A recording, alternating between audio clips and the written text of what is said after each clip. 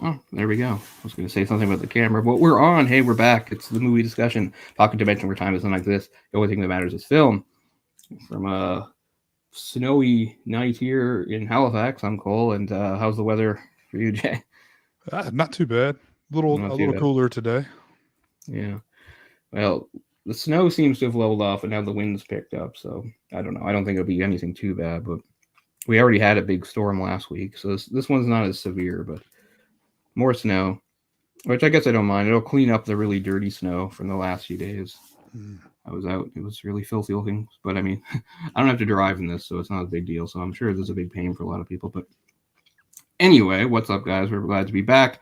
Yeah, we wound up like canceling this one and like 3 times trying to get this one together.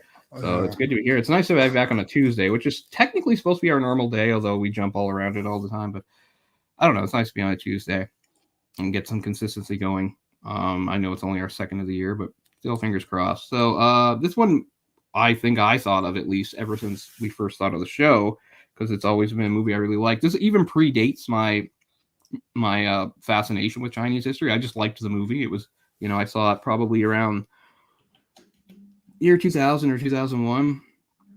I just happened to like rent it, and I liked it, I guess. So it was even before I really had made sort of a hobby or got really interested in that kind of stuff.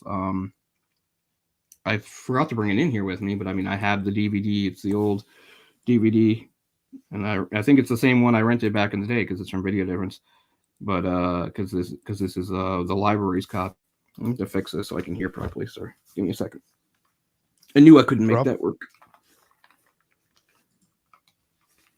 Okay, yeah. Sorry about that. But anyway, I forgot to bring it in with me. Not that it looks like much, but it's just an old DVD. But so this is the Emperor and the Assassin from 1998. It was actually, I believe, the most expensive Chinese movie ever made to that point, mm-hmm. I if I'm believe not so. mistaken. And what's funny is I didn't know this, and I'd never heard of, but just 2 years earlier, there was another movie about the same thing, came out in '96, and it was the most expensive Chinese movie ever made until this one came out. But I now was I gonna can't look up find. what holds that title now. I'm just curious. Yeah, I mean, they finally. It took them a long time to move into the bigger, but like I'm thinking, it might be something recent like The Wandering Earth 2 or something. Because I remember I saw The Wandering Earth in 2019. They actually showed it in limited theaters here, and that was like that's 2019, and that was China's first ever like big budget sci-fi movie.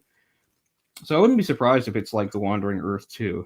This is showing the battle at Lake Shijin, Hmm. Shangjin in 2021 for 200 million. Oh I'm wow, sure 200 I'm million. surely they've beaten that by now. Yeah, this is Well, a I don't 2 year know. old article, so I don't know. They're a slower industry. well, I mean they don't have to spend that much money. I just figured Yeah, if somebody was going to do it, it would be them. right. Yeah, looks But like now it's I can't still up remember the there. name. But now I can't remember the name of the other movie. I guess it doesn't matter. But it was just interesting when I was looking up stuff in preparation for this show. I'd never heard of it. I was like, wow, there was a movie just 2 years before this about the same thing, and it was the most expensive movie, and I never freaking heard of it. I wonder if I can. Seeing the production value on this thing, like I'm not surprised. It's amazing. I mean, the battle scenes, just the number of bodies you would need, the number of extras you would need Right. is, I mean, got to be crazy. I don't actually know what the budget on this was, but it must have been probably close to You 100 know, million. And this is back in contrary to '98. popular belief, Disney, you don't have to spend $1 billion to make a movie. Mm-hmm. But yeah, the production values do show pretty well. I mean, there's no really extended battle sequences. All the battles are fairly short, but they still get their point across the sort of the scope and grandeur, I suppose, and just how many people were Oh man, involved. the sets, all that stuff they recreated, man, it was awesome. Yeah, really well done. And the old palace. I'm not sure it was shot. I wish I could find out more information on like the shooting of this movie, but there wasn't much that I could find. So most of the stuff I'm gonna have to say is about the movie within the movie itself, and of course about the history, about what it's about. But yeah, I couldn't find much really about around like the production of this movie, like what was behind it, what went into it. This, of course, was directed by Chen Kai or Cage. I'm not sure you say that. I was trying to watch some of his director's commentary on there. He does speak English, but I didn't get much of a chance. But of course, he and Gong Li, who stars in this too, had worked together on a couple other movies, most notably the 1993 movie Farewell My Concubine, which is another just incredible movie that maybe we might do on here someday. It's a really great movie. Gong Li, it's funny, she's sort of the one actress I haven't gotten around to talking about as far as China goes. I've been all around all the others. She's a bit different from some of the others. For instance, if you compare her to, say, like a Michelle Yeoh or Maggie Chung, like she doesn't have that beginning. Like Gong Li did not start out doing like kung fu action flicks. Gong Li has been dramatic actor all the way. And I mean, she's just got that international reputation. I remember even in Tropic Thunder, she's like name dropped as like to show like as like a prestigious actor. There's a part where that character that Iron Man. Oh yeah. Downey Jr. Downey Jr. Remember Downey Jr. plays that like crazy method actor character who's obviously some kind of like a parody, I suppose, of now I can't remember anybody's name. Daniel Day-Lewis, kind of, it's kind of make fun of that. Like in one of the parts where he's talking about stuff he learned, he mentions like some movie he worked on with Gong Li. It's almost like it's almost like she's kind of synonymous with I don't know, sort of like respectable cinema, haute couture, that kind of stuff. But anyway, she had done Farewell My Concubine and Raise the Red Lantern, which again, two just seminal, absolutely huge movies, not just Chinese, but period. By the way, that Battle of Lake Changjin movie that you just mentioned was directed by the same guy as this. That's Chen Cash. Oh, it is. Okay. Wow. Same director. So that's pretty cool. And there is already a sequel to that. Yeah, called Battle of Lake. It came out in 2022. I never know how to say his name, but Hark is there too. Sui Hark. I don't know how to say that. He's a big name. He's in all over those kung fu movies I talk about. But anyway, he has a bit more of a fantasy bent. But anyway, so this movie's got, I guess Gong Li is probably the most recognizable name. Like, I don't really know many of the other actors. Ying Zhang is played by Li Zhujian, who have I seen in anything? I don't think I have. No, not really. No, he hasn't. I haven't even heard of most of his movies, to tell you the truth. That's our king. Yeah, like I don't even recognize the titles of these other movies, so it just shows there's still a big hole when it comes to my knowledge or experience when it comes to these movies. Zhang Fengyi as Jinke, our assassin. He didn't die, did he? No, he didn't die. I remember hearing about somebody dying, but it wasn't him. And he's also in Farewell My Concubine. So that's the trifecta. The director, Gong Li, and him were all did Farewell My Concubine together. It's funny too, because a few years later he did a movie called The Great Conqueror's Concubine, which is not related, but anyway. But I'd seen him not too long. I guess it is long ago. I can't remember, going all the way back to 2008 now. I can't believe it's that old. But Red Cliff, the big epic that John Woo did. Yeah. Set sometime around this time, actually. So speaking of time, I don't know if we're going to do it or not, but one thing we kicked around as an idea as like a possible even series, because I'm obsessed with history and things like that, was maybe the idea of just taking like 4 or 5 completely unrelated movies and just starting with one set really far back in time and then just sort of working through different eras to get up to the present. And I was just thinking, as far as movies we've done, that are set in the past, the furthest back one we've done, I believe, is Rashomon, the Japanese film. Because I think Rashomon's supposed to be like 10th or 11th century, something like that. Okay, was that it? I was thinking it was earlier than that. Yeah, I'm pretty sure it's supposed to be like medieval sort of Japan there. Okay. This movie, anyway, would definitely is the new winner, because this is our first movie, I believe, that we did set in the ancient world. This movie takes place in the 3rd century BCE, so 2,200 years ago. So we're going way back.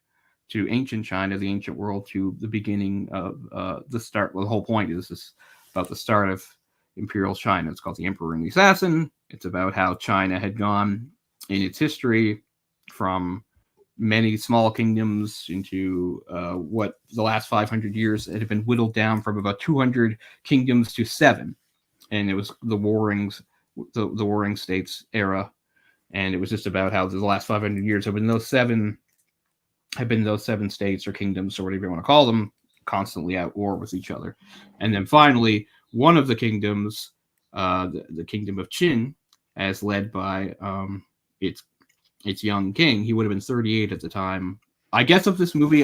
Just like a lot of historical movies, this doesn't exactly condense things, but it is going to like seem to take place over a shorter amount of time than what actually happened, which we'll get into. But as far as when the assassination attempt, which is the crux of the movie, takes place, which is shortly, he would have been in his like mid-30s. And then a few years later, when he finally put down the last kingdom and unified China to become the first emperor, he was 38 years old. So the movie basically seems to only take place over a few months. It also takes some stuff that happened years ago and moves it up, I guess, to add a bit more drama. I don't know. But I mean, as far as drama goes,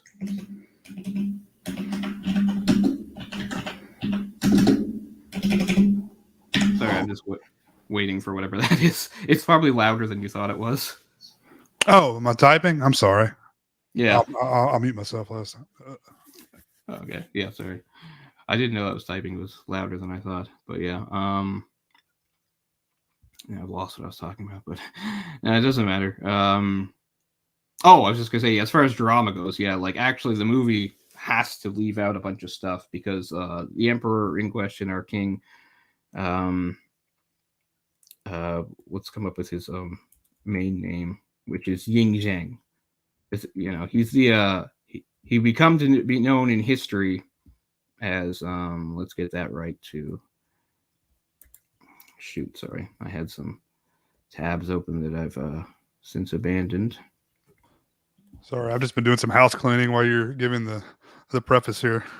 Oh yeah, so no, I'm just trying to make sure I get names straight. And for anybody who's watching this at any point, if you're Chinese or if you are like an authority on Chinese history culture, give us a little bit of leeway when it comes to pronunciation. I know it's going to be off in some places. I'm not great at it, even when I've heard it said properly. I can't always do that. But Ying Zheng is what he's known as. That's his name. But to history, he would become known as Qin Shi Huang, which really isn't a name; it's a title. It basically means first emperor of Qing. But that is his place in history. But anyway, I was going to say his life was, and I'll talk a little bit. I'm not going to front overload us to start, but I'll just say, like, preface it by saying, like, his life was ridiculously dramatic. Like, this movie focuses on a little bit of it and maybe the most important stuff, but wow, like from the moment he was born was nuts, right up to becoming king and all that. Like, he did not have the background you might expect him to have had. In fact, if you're watching the movie, he does talk a little about his childhood, and it might sound a bit confusing if you don't know the history, because he talks about things like being scared and afraid and not being able to get enough food and worried if he was going to live or whatever. And you're like, wait a minute, wasn't he a prince and he became a king? His dad was king. Again, that's because of the crazy circumstances of that. Like, yeah, technically, and his father, there was no indication his father would ever become a king. There were other people in line ahead of him. It took a lot, I won't get into it, but it took a lot of wheeling and dealing and maneuvering for his father to become the king. There's a character in this movie who had a big role in making that happen. That's Lu Buai, who is, by the way, the director himself. That's one thing I forgot bearing the lead, is that Chen Kaji doesn't just direct this movie, but he actually is in it. He's Lu Buai, who is they refer to him as prime minister in this. Okay, he's the prime minister. He's the one that was anyway. He, back in the day, even before Ying Zheng was born, he basically hitched his star to his father. and did all the maneuvering he could to get him to ascend, including setting him up with the woman that will be his wife, who we see in this movie. It's a little confusing because technically, in her name is lost to history. She's only known as Lady Zhao because she came from Zhao, right? I'm not talking about the young one. I'm not talking about Gong Li. I'm talking about Okay. the queen. I'm talking about the queen mother. So what I'm saying is, back before our king here was born, before Ying Zheng was born, there was a huge mess. And again, this is all in the middle of constant warfare between all these states. These 7 states are all going at each other. And when Ying Zheng was actually born, he was born in an enemy capital that was currently under siege by his grandfather. And this was in the wake of one of the biggest, possibly, it's hard to tell with ancient history, but if reports are to be believed, it was the biggest, bloodiest battle in ancient history, more than anything that like the Romans or anybody did back in the day. About 400,000 people died, and his grandfather was the author of it. It also started that whole thing about burying people alive. To this day, I guess for like the last 2,000 years, there are people that live in that part of China that keep like stumbling across mass graves that are from that particular battle, which is Wow. pretty nuts. But anyway, yeah. So his own grandfather was besieging that enemy capital. So for the first 9 years of his life, he was living in an enemy territory, and most people knew who he was, so he was always a target. And since the place was being besieged, he grew up amongst not just poverty, but he grew up amongst starvation. There was cannibalism. There were people cooking like bones of people on their fires and stuff. People were trading children for food. All sorts of crazy stuff was going on. So, like, that's only barely hinted at in this movie. But I mean, one thing, like, you might come away with a negative opinion of him after this movie's over, Ying Zheng, and most people do, and history has looked upon him in that way. But one thing I will say to give him a little bit of slack is like the circumstances of his life are insane. He just grew up amongst constant warfare, constant death. He was surrounded, like before he was even like 9 or 10, he'd seen like horrible atrocities. And he also grew up with a target on his back. He was, again, never expected to be king. He was never expected to be king, but he was still somebody important. But anyway, getting way back to what I was saying before. So you had Liu Buai, who becomes prime minister. So back in the day, before he was originally a merchant, right? He was just a very rich merchant, but he wanted more power and influence political, and he basically ingratiated himself to the royal family of Qin, such as it was. And it was Zheng's father, who was one of several princes, that he decided to try to get in good with. So anyway, being like a rich merchant guy, he had a lot of I don't know if they were necessarily his concubines, but he had access to like beautiful women, and he had a whole bunch, and he had a beautiful she's described in history as a dancing girl. So that's Lady Zhao, and he'd already probably had sex with her a few times himself. And anyway, but at one point, man, I need to get names straight. Again, Zheng's father, the prince, whose name I can't find anywhere, I think it's Yuren, Prince Yuren, was infatuated with her and, asked for her. And Bouet was really taken aback by this, but he figured it was necessary. So he did hand her over. So again, you've got the circumstances of his birth pretty crazy. He's born in these circumstances where his father is like a prince, but not with any real standing or power, with enemies on all sides of him. His mother's just a dancing girl. What's the word? A courtesan type person. They were never expected to go anywhere. And it took a lot of weird things, like certain people, like his grandfather and his own father died within like only a few years of each other. His father, like, as you'll see, you're watching the movie, he's a young man. Where's his father? His mother's there. His mother. His father died at the age of 35. History can't even really confirm what exactly the circumstances were, but it seems awfully shady that he died at the age of 35. Yeah, I can imagine the life expectancy was too high back then anyway. It wasn't, but also I think the life expectancy for kings wasn't great either. Because again, That's this is true. before the emperors. This is again being king wasn't as big a deal as it sounds like. Because there used to be hundreds of kingdoms. Now there's 7. Mm. And anyway, again, constant state of war. But yeah, Lu Buai is really the author of a lot of what we're seeing in this movie. Although in the movie you don't necessarily know that. And I think the movie is right. Like the movie doesn't overload us with historical context like I'm doing to everybody right now. Like the movie just says, after 500 some years of warfare, we were down to 7 states. They're in constant war with each other, and now the King, yeah, I want to say Qin Kingdom. The Qin Kingdom is sort of emerged as the most powerful, and now its young king has become very ambitious and thinks that it's his destiny to unite them all and become the first emperor. Which, by the way, wasn't a term that existed. It was a term he made up. He called himself that, emperor. The son of heaven, as they sometimes call him. You hear under they talk about the mandate of heaven or everything under heaven. The mandate of heaven was basically the Chinese way, and I think they said it in Japan too. Back it was the same thing as like what we had in Europe for the divine right of kings, right? It was the same idea.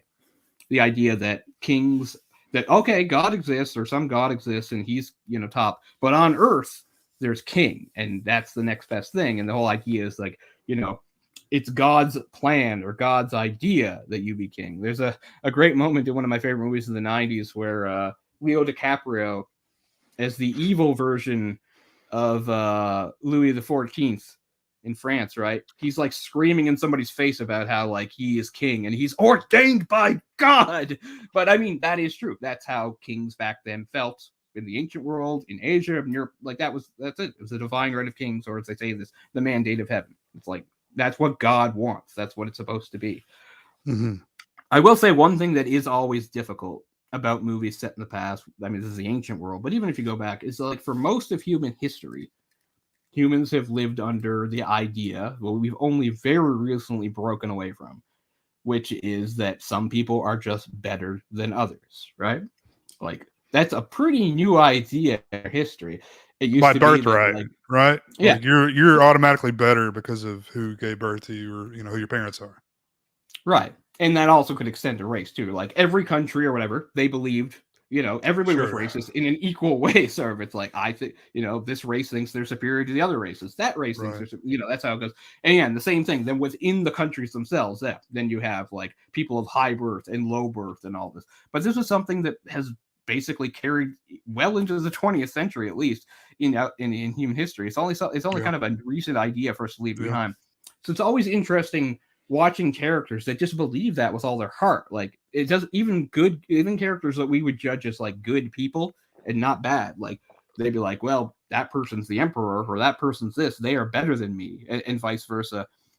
It's like why it can be hard to like root for certain characters, especially in fiction. Like when you think of like A Song of Ice and Fire, like the game, like in the show of Game of Thrones, I know a lot of people were upset about what eventually happened with and I don't think they're going to do the same thing in the books if it happens. But Daenerys, right? A lot of people like Daenerys, and they're upset that Daenerys, I guess, kind of went crazy and burned a bunch of people alive.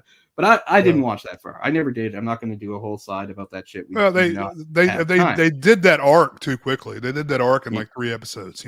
yeah, that's one of the things. Because yeah, I think if they even do something like that, it'll be much more gradual in the Yeah. books. Because the last time we see, I'll do one quick aside, really quick. The last time we see Daenerys in the books, for those who don't know, is she's the dragons have gotten free in the city she was ruling. I can't remember which city. And then she gets on Drogon's back and takes off and disappears. The last time we see her is she's finally way off in the Dothraki Sea with the dragon, and she runs into some Dothrakis. That's the last time we see her in the books. We don't know what's going to happen after that. I don't know what they did to the show. But anyway, my original point, which I took a long making, was like even way before anything got messed up. Even when you like in her most innocent, like season 1, it was still kind of hard to like Daenerys because she believed with all her heart that she was a Targaryen, and that made her better than everyone. Mm-hmm. But that's just again the mindset, and that's kind of how it is here, and that's why he's such an interesting and compelling character, because it's like it. You really do have to. It's the hardest thing about history, whether even if it's historical fiction, is getting inside the characters' heads, because we really don't know how people thought back then. We have guesses, we have things that were written down and passed on and stuff, but I mean, we really don't know how the average person saw the world or how the kings or queens saw the world. You know, we have broad strokes of it. So it's hard getting inside their head.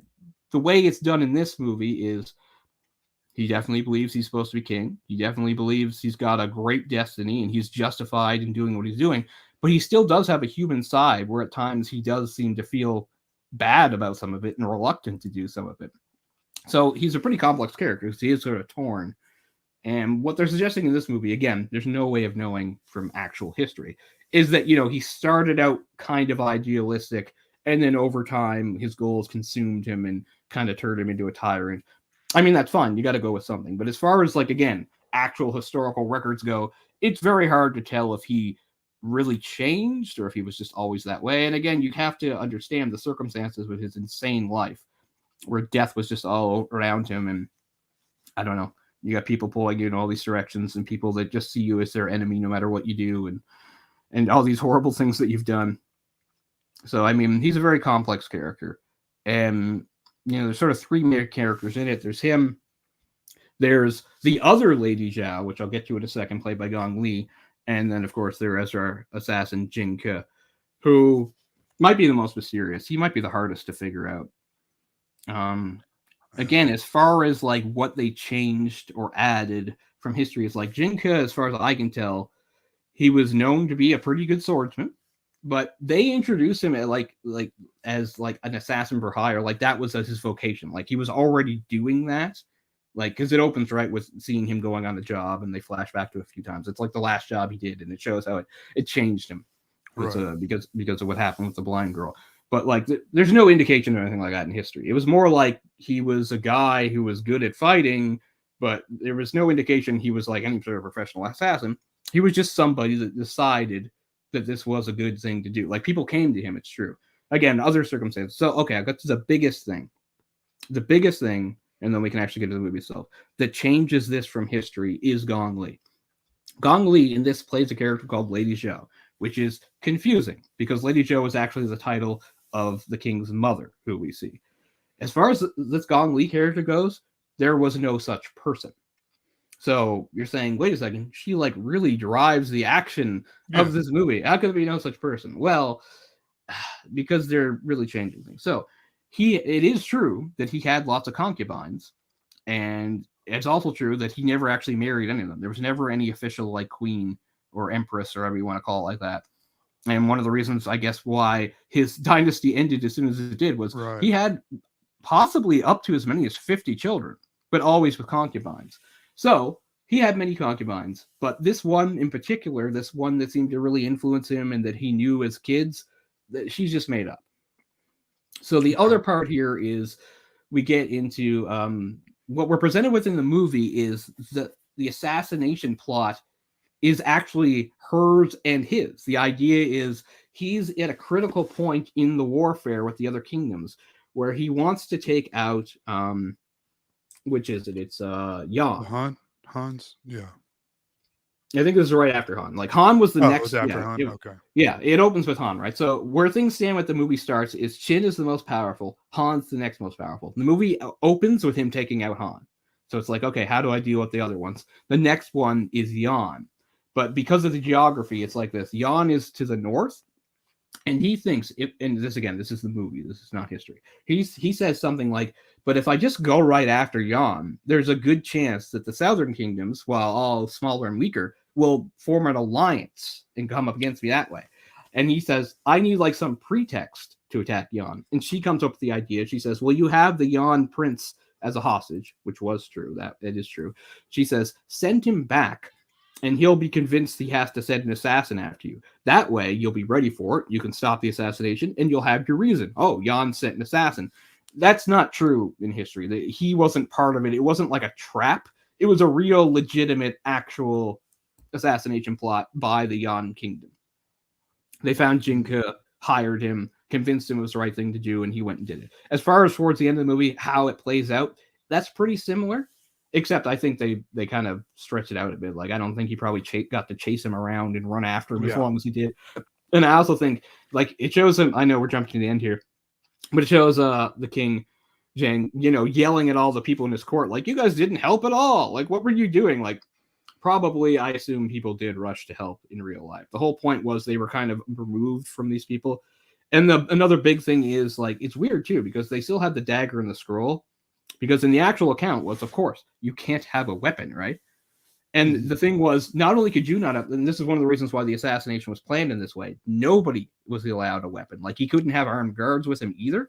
Like, that was true. He didn't have armed guards. The only person that could have a sword was the emperor himself. And they do show that in the movie. And they do a good job of it, too, because the whole point is the sword he has is what you expect. It's not really, it's more of a ceremonial, ornamental type of sword, right? And that's why he has trouble drawing it and wielding it. Supposedly, again, in the historical records, that is what happened. Like, it was very awkward and difficult for him to draw it. It took him a long, lucky because as it shows in the movie, like Genko's first stab misses. He misses him a few times and even throws the dagger at him. They show all that in the movie. By the way, really quick, you know when Jinka gets first stabbed by the king, did the editing go really weird for you?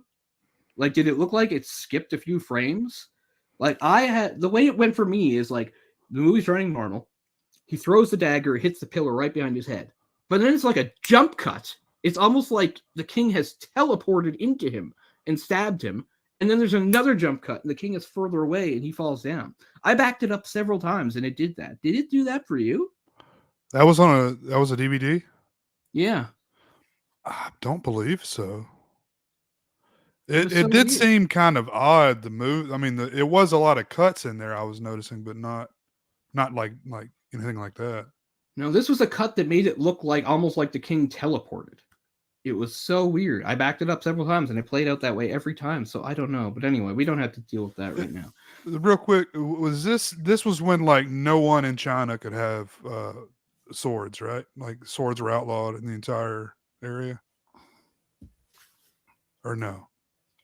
I don't know. It's hard. I know, like that. The whole history of why martial arts became a thing was because there were no weapons. Yeah, I mean there were different king. I don't know if that was under the first. It's weird because actually I was reading some other stuff about like the Qin kingdom itself, like before he took over. It's arguably maybe history's first police state because there was a point, like I said, this is around the time he was born. Before is like you had like this crazy state of constant warfare, and the Qin state was surrounded by enemies on all sides, and the Qin state was almost like a police state in that like families, nobody could trust anybody, and everybody was encouraged to inform on everybody else, and there was like police forces, like secret police, doing surveillance and stuff on people. So it could tie into that. I don't know. I know what you're saying because it's true. Like they did the same thing in Japan. It's like lower classes weren't allowed to have certain weapons. I know in Japan, I know Japanese history better than I know Chinese. That was, once the samurai class had emerged and the katana became part of their thing. Like a katana was a symbol of being samurai class. Like a peasant was not allowed to have them. Like, blacksmiths could make them, but apart from that, they weren't allowed to have them or keep them or give them to people or even sell them. A blacksmith couldn't sell a katana. But again, I'm talking about Japan, not China. But it is true that, I'm sure they did have some laws to crack down on the populace, but the whole point of what we're at here is a super chaotic point in Chinese history, right? Again, China is not a unified country at this point. What we know as China is these 7 kingdoms, and as we know now, China is very large, so this is a lot of people. Even in the ancient world, I know it's maybe not like a billion, some people like it is nowadays, but this would have been maybe the biggest collection of racially related people on Earth at the time, I'd say. I'm not trying to piss people off because I realize there are different ethnicities within that. Like there's Han Chinese and there's there's Manchu and stuff like. I'm not getting into that. I'm talking about like sort of a shared racial heritage. You mentioned 400,000 people died in that battle or that war. So if they can lose that many people and still have a ton of people, that's pretty popular. Yeah, exactly. But I always get a little thrown off when I think of ancient history in Asia because, like most people, I was educated on like Western history. But just again, to give like some context and maybe help people out for like a time frame. So this is the 3rd century BCE. This is from like about 230 like 235 to like 221, they say, or something like that. So this is around the time of the Second Punic War, where Rome is fighting Carthage. They had two different wars with Carthage. This was the second one that Rome won out on more definitively. When our king wins here and unifies China and becomes an emperor, China predates. They beat everybody to it. They make the first empire. The Roman Empire, it hasn't happened yet. It's still the Roman Republic at this point. The Roman Empire wouldn't happen for another almost 200 years with Julius Caesar, declaring himself emperor. Before that, this is the Roman Republic. So Rome was powerful, but it was different. It was the Roman Republic at this time. So maybe that helps give people a little understanding of what the time frame was, maybe what the technology and things like that was. But it was an extremely chaotic time in Chinese history. It had been 500 years of almost constant war as these kingdoms whittled down until there were only 7. As they were small ones fighting, and they keep absorbing each other until we down to a Highlander situation where he thinks there can be only one. He says something like his own ancestors had that idea first, and he was carrying on the will of his ancestors. This idea of uniting the kingdoms into one and making a unified country. It's interesting because that's how it opens, right? It opens with one of the court people saying, "Have you forgotten the mandate or whatever of your ancestors?" No, I could never forget. So,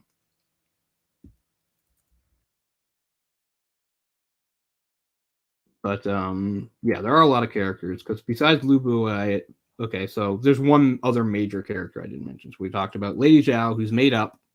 Then there's the old Lady Zhao, which is his mother, the Queen Mother. There's our Prime Minister guy, who is Lu Bu, as again played by our director. But then there is also a really important figure of the time, and very important in this movie, Lao Ai. So Lao Ai, they call him a marquis in this, and I guess that's as good a title as any. Obviously, marquis is a European term, but everything I looked up on this, including the movie and Wikipedia and stuff, a few other places, they always use the term marquis. So it must translate pretty well. It must be a fairly decent equivalent, right? But the idea then, again, is this is an up-jumped guy that was handed power, and we find out through the movie, he's not just a favorite of Lady Zhao, the mother. He's had a secret affair with her, and they've even had children together, right? So I will give a little historical context again, just to help things out again. So when finally our Yin Zheng became king, he was actually still a kid. He was only 13 when his father died, and he became king.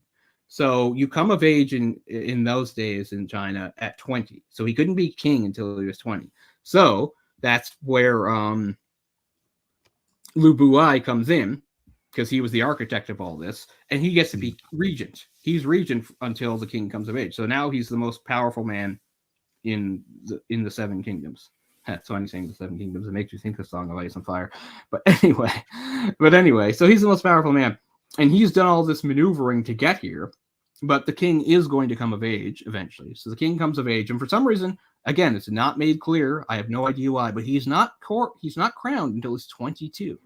I don't know what that is, if that has some sinister machinations going on, or if it was just something normal. But he doesn't become king until then. So now it's still not a bad situation for Lu Bu, because now he's basically like a second father to the king. He's the former lover of the king's mother, although he can't do that anymore, obviously. But here's another problem. So Lady Zhao is not from Qin. She's from Zhao. She's also has a background as a dancing girl or courtesan. So nobody knows her or likes her. So, and also I skipped over some stuff, like, for instance, during that whole siege situation, Lobo at one point managed to smuggle himself and the king, when he was a kid, out of the city. Or no, wait, I got to think back. No, yeah, okay. So this is when he was still a kid. So there was a point during the whole siege situation where Qin was surrounded on all sides, blah blah blah, and Lo Wai, because he had a lot of money, managed to bribe some people to help get himself and Zheng's father, the Prince Yuren, who was still alive at the time. He got them out, but they couldn't get Zhao and Zheng out, so they just left them. You can imagine.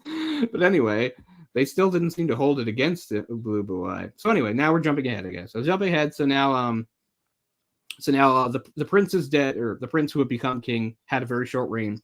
died at 35.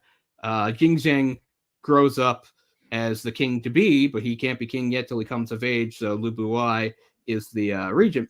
So now fast forward, he's finally crowned. He's come of age. So it's, as we said, it's not a good situation still for the mother, because she's widowed. And she's widowed. Her, I think, son has sort of a weird disconnect from her because of the way he grew up and how he's away from her. And also, like I said, she's actually doesn't know anybody in Shin. She's still technically a foreigner at this point. So Lu Buai is the only person she really knows because she has a history with him, right? She used to work.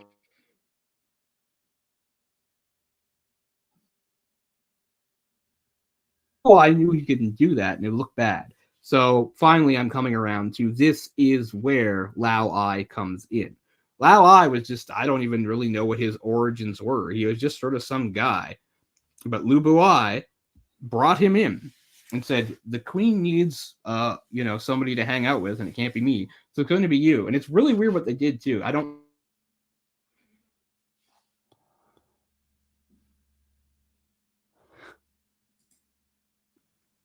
Sorry, I blipped out.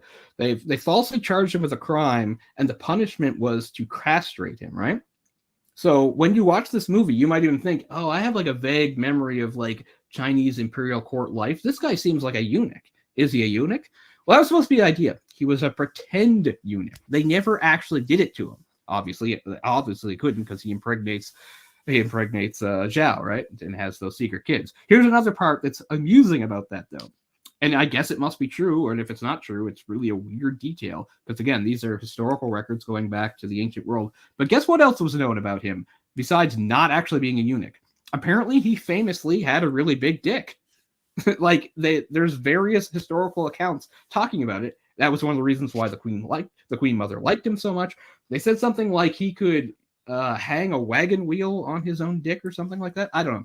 But anyway, it's just funny watching the movie thinking, wow, that, he's this smiling idiot who's really kind of annoying in the movie. But if you watch the movie, you could think but he's packing or something.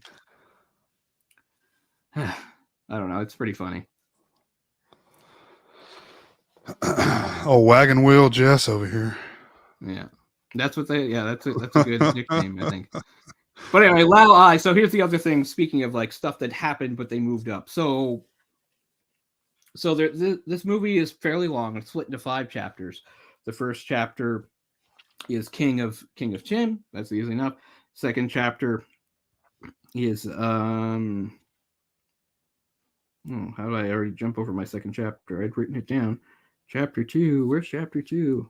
Oh, the assassin, because then we get to see some stuff about Jin Ke when he's still over in Yan. And then we get chapter 3, the children, which is almost like an interlude, right? It cuts away from the assassination plot and the wars, and what we get is that whole thing that Lao Ai did, where Lao Ai is like, it's time for a coup. I'm going to replace the king with one of my kids with the that's the whole plan, and the queen mother is totally for it. So that did happen in real history, but again, they moved it up. This actually happened years beforehand. This is one of the things where, if you think about the ages, it makes a little more sense. Because again, like when the movie's supposed to be over, Zhang is supposed to be 38 years old, right? But when this actually happened, the coup happened, it happened almost like 15 years earlier. He would have been in his early 20s. So that lines up a little better. So his mother probably would have only been like in her mid to late 40s. Mm-hmm. So that actually lines up a little bit better than what we see in the movie, because it's just like, how old is his mom? This is a little confusing. Is his mom like 10 years older than him? Was she pregnant with him at 10? It's kind of confusing. Although they aged really fast at the end to show what's happened to her. But anyway, that all did happen, but it happened before he really began his campaign to take over the world. In this, they move it up, which is fine, I guess. But it did basically play out the same way. Lao Ai had a lot of people on his side, a lot of high-ranking officials, a lot of people, but Zhang was pretty much ready for it. There was a big fight in the capital. It probably wasn't quite the curb stomp we see in this, where it wasn't even a battle, right? Like in the movie, it's not a battle. Lao Ai runs up with all those guys, and they're very quickly surrounded, and they're just cut down. I'm pretty sure it didn't exactly play that way out, or it's not mentioned that way historically. There was a battle in the capital, but they did lose. And actually, one detail that was different was Lao Ai actually escaped. He got away for a little while. But they did eventually find him, And I don't know how they said they like. Obviously, he's executed in the movie, but in real life, he was drawn and quartered. He was torn apart by horses. That'll do it. Yeah, yeah. But so that is a little different than in the movie. But anyway, that whole coup thing did happen, but it happened actually years before where this movie starts. But they kind of stuck it in the middle as an interlude, which I don't mind because it still did happen. They just moved it up, I guess, to I don't know, make things even busier. There's already a lot going on in the movie, but but yeah. But I didn't mind it because it does establish some important things, I guess, again about characters. And it does show that he turns on his mother, of course. She's like, "What? You're going to replace me with one of these?" She's like, "They're your brothers." And by the way, the way those kids were killed, again, historically true. They were like put in sacks and smashed. Some accounts even say he did it himself. I don't know if that's true. They show soldiers doing it in the movie, which is probably more true. But there are again some of these keep in mind some of these historical accounts are doing everything they can to demonize this guy. Which also comes from that whole thing about the revelation. So that's the other thing. So that whole part where when he's captured Lao Ai, and Lao Ai tells him, "Oh, guess what? Actually, you're a bastard, and your father was not that prince. Your father was Lu Bue, or how are we say losing my names again? Lu Bue." Because that's something that did come out in history again. This idea that it was possible, but it was there's no proof of that, right? There's no proof of it. And there's also no proof that anybody like said it to his face, which they have Lao Ai doing. Like even if it was true, let's say it was absolutely true that it happened, he died having no idea that was true, and it was not something like the general public would have known either. Here they have him again for dramatic purposes. They have Lao Ai confront him with it. He says, "Oh," because he says, and just to help people figure out what the circumstances are again. Remember how I said Buai gave his father that courtesan, Lady Zhao. The idea was, well, he'd slept with her beforehand, and she was already pregnant with him when she got him. So that's the logic there, or the possibility that by the time his alleged father, the prince, his royal birthright, had gotten his mother was already pregnant by Lu Buai. And then you do have a weird scene, again, kind of different from history, where he confronts Lu Buai about all this. In real life, again, Lu Buai gets in trouble with the king, but not for that. In fact, he actually tried to help fight against the coup. He was on his side, but still, he had done enough things to piss Zheng off that he exiled him.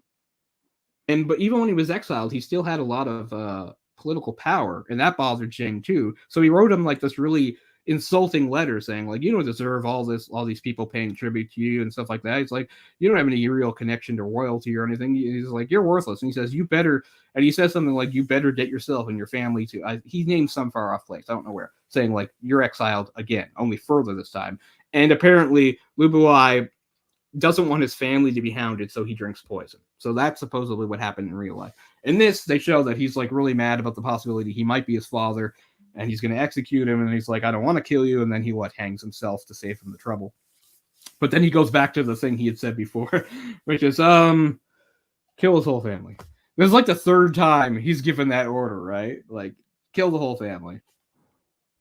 Yeah. So again, showing sort of the brutality of his arc as he goes from sort of well-meaning extremists to just sort of crazy extremists. So, and that, of course, is supposed to be why our fictional character, Lady Zhao, is supposed to like lose faith in him, right? The whole point is she believes him at first.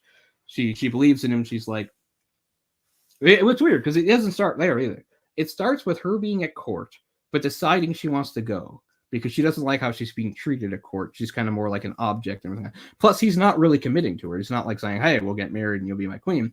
Or like he's maybe thinking about it. But anyway, she's like, I just want to go home.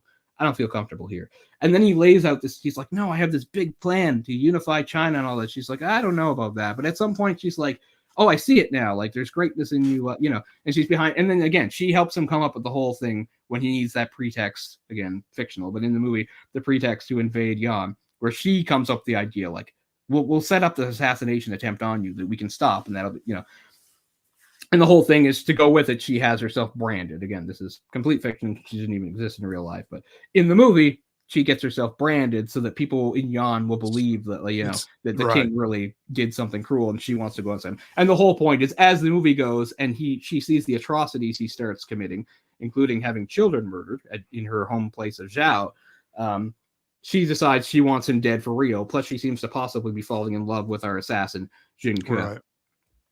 None of that is part of history, but it plays well for a movie, right? You're making a movie out of it. Yeah. But like I said, I mean, we need Gong Li in this movie, so I'm glad they invented a character for her. Plus, as I said, it's hard to get in the head of ancient characters, even ones as famous as him. So you have to invent some things to give them some personality, because we don't know what he was like, right? So I think she's probably one of the better parts of the movie. So without her, it wouldn't be nearly as good. Yeah, I mean, I know I'm a broken record, but she is really captivating actor. I love her. I've seen Rise the Red Lantern. I've seen Farewell My Concubine, and this, she knocks everything out of the park. She's just one of those really intense people that can not give like a non-intense performance. Like, you wouldn't want to like put her in something stupid or silly, because I don't know. I'm not saying she couldn't do comedy. I don't know. Maybe she could, but this is what she's for: being smoldering intensity. Gong Li. I don't know. She's I don't know. She's very well respected and admired, and I'm among those people, I guess. For sure. I need to see some more of her more recent stuff. I saw Curse of the Golden Flower, but again, that's a lot older than I thought. That's 2006, man. Because I was thinking that's more recent, but that's only 2006. So I need to. That's almost 20 years old now, Cole. Yeah, like, even though she's been active since the late 80s, she's not one of those people that's in a ton of movies. Like, she has gaps where she only made 1 or 2 movies over time. So it's not like she's in a ton of stuff. But the most recent movie I saw her, oh, it's funny, I just made that thing about comedy. I forgot. The most recent movie I saw her in is in the 2011 Chinese remake of the American film What Women Want. Remember What Women Want with Mel Gibson? There's a Chinese remake. You told me about that. With Andy Lau. It's weird. It's much different. Like it's. Oh, it is. It okay, It has the same. It does has the same premise. He's like this kind of chauvinistic guy, and suddenly he can understand the women's thoughts, but tone and everything is so different from. It's interesting. Andy Lau does stuff Mel Gibson definitely wouldn't do, because I don't really remember what happens in the original one. It's just but I mean, I assume the whole point is he kind of learns the lesson, right? In What Women Want, he learns a little bit more about I've never seen how women. Okay, but I figure I did see it, but I don't really remember. But I figure like it's the whole point. It has its comedic moments, but the whole point is Mel Gibson's chauvinistic character, having learned their thoughts, has learned to empathize with women and respect them a little bit more. I figure is kind of how the movie ends. Right. But at one point, Andy Lau's character decides to like get in touch with his feminine side. He's like dressing up in women's clothes and stuff. I can't remember, because part of it is he's like an ad executive that works for stuff for like women's products. That might even be in the original. I can't remember. But anyway, the tone is very different for the remake. But I forgot that Gong Li is in that. She's the principal love interest in that. Wow. Age appropriate for Andy Lau. So that's 2011. So that's the last thing I saw her in. But she's only done a few movies since then. Like, actually, I've seen some of the 2016 Monkey King, which she's in, but I didn't see all of it. And most, I guess, notably, she's in Mulan, which I've kind of made a point of not watching because I feel like it's going to bum me out. Gong Li, the live action. Okay. Yeah, the live action remake. So Gong Li also has her moments of dipping into American movies. She's in Miami Vice, and she's twice played a Japanese woman, which, I mean, that's fine. I mean, I think it's funny that sometimes we act in that way. It's like, she's Chinese, though. It's like, yeah, we got, Americans and Australians and British people and Finnish people. They all play people from different countries. We're all white, so why not, So it's kind of the same here. So Gong Li twice has notably played a Japanese woman. She's in Memoirs of a Geisha. Yeah, I was just seeing that. And she's also, and it's very forgettable and makes me upset because I love her so much and it's such a bad movie and it should never have happened and the book should never have happened. But she's also Hannibal Lecter's like weird samurai aunt in Hannibal Rising. So Gong Li has dipped her toe and done some Western movies. Kind of interesting that in 2 of them she plays a Japanese character. Most recent movie is a movie from 2020 called Leap, which is Something about women's national volleyball team. Okay, that's interesting.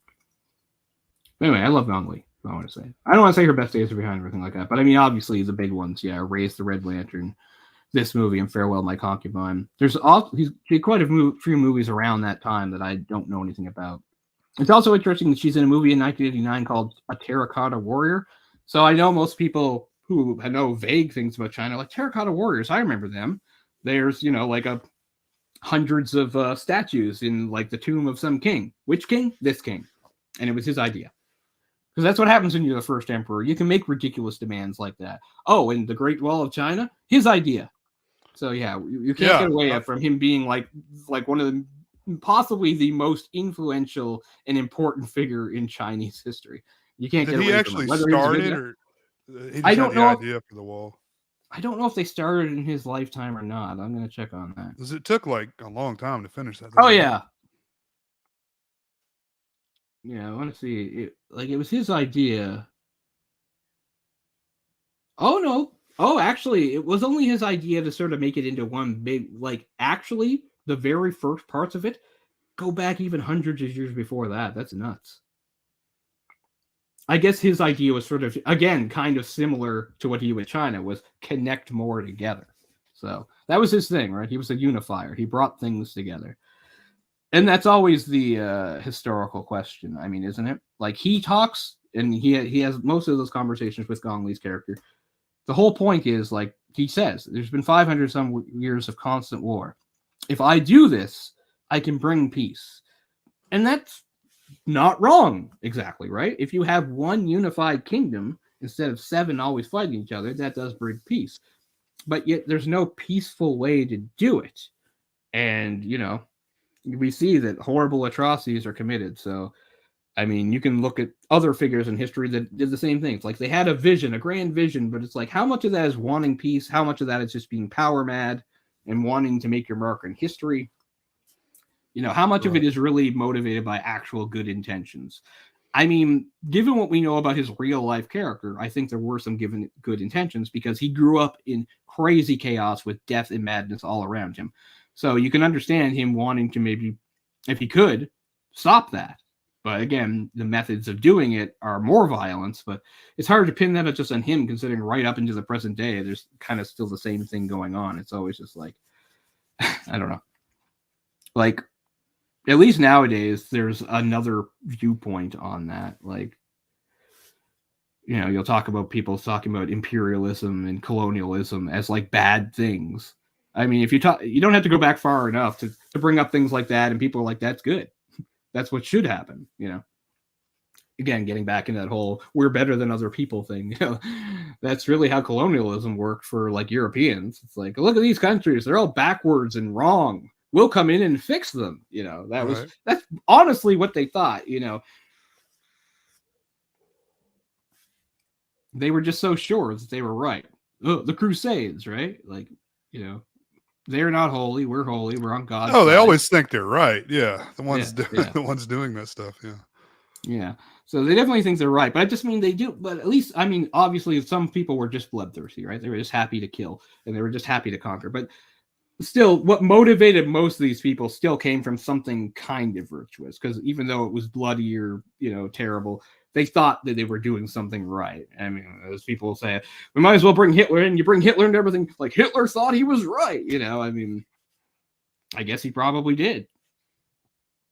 Like very few people even the most evil people in history mostly didn't see themselves as evil. I think a few were self-aware. They knew. They're like, yeah, I enjoy killing people. Not only right, but like, God said they were right. Usually they bring that into it as well. Right, and coming back to what I said there, he's under the mandate of heaven. That's what, and that's not just something he kept. That was something that lasted all throughout, again, 2,000 years of dynasties of imperial China. It was the mandate of heaven. As I said, the parallel being the divine right of kings over in Europe. The idea was ordained by God. This is God's plan. God is fully approved and behind this action. This is what God wants. And people believed it. Yeah, he told me. I know. When other people say, well, I think that's what God wants, that's when you get some interesting conflicts. Like Joan of Arc. Joan of Arc is like, God told me to save France from you assholes. And the English were like, no, God told us to fuck you up. We're going to burn your ass. And that's interesting too, because it's a little different than say the Crusades, where you have different religions coming to contact. I mean, yeah, I realize there's some differences between the French Catholicism and the different kind of Catholicism that was going on pre-Church of England, but still they were Christians, right? They're all Christians. They're all Christians fucking each other up, saying, no, this is the way God wants it. But yeah, so this movie doesn't hinge too much on religion, but it does hinge on this idea of the mandate of heaven. He's the son of heaven, mandate of heaven. And again, people, you live in that world, you believe it. Right. It makes sense. It does make certain sense to you in a way, because it's like, well, I guess so. Everybody listens to him. He's got soldiers at his command. You're not going to argue, It's true, but also like it is a little muddled, because we're coming out of a period of chaos of the Seven Kingdoms. So there's a king here, there's a king there, there's a king there, there's a king there. And he's like, I'm above all you kings. I'm the ultimate king. I'm the emperor. That kind of must have blown some people's minds at the time, I imagine. Because he's just like, one unified country. And they're like, I think people were just like, crazy. Stop killing and raping us and get us some food and we'll be happy. We'll let you do what you want to do. For sure. At this period of time, Oh, yeah.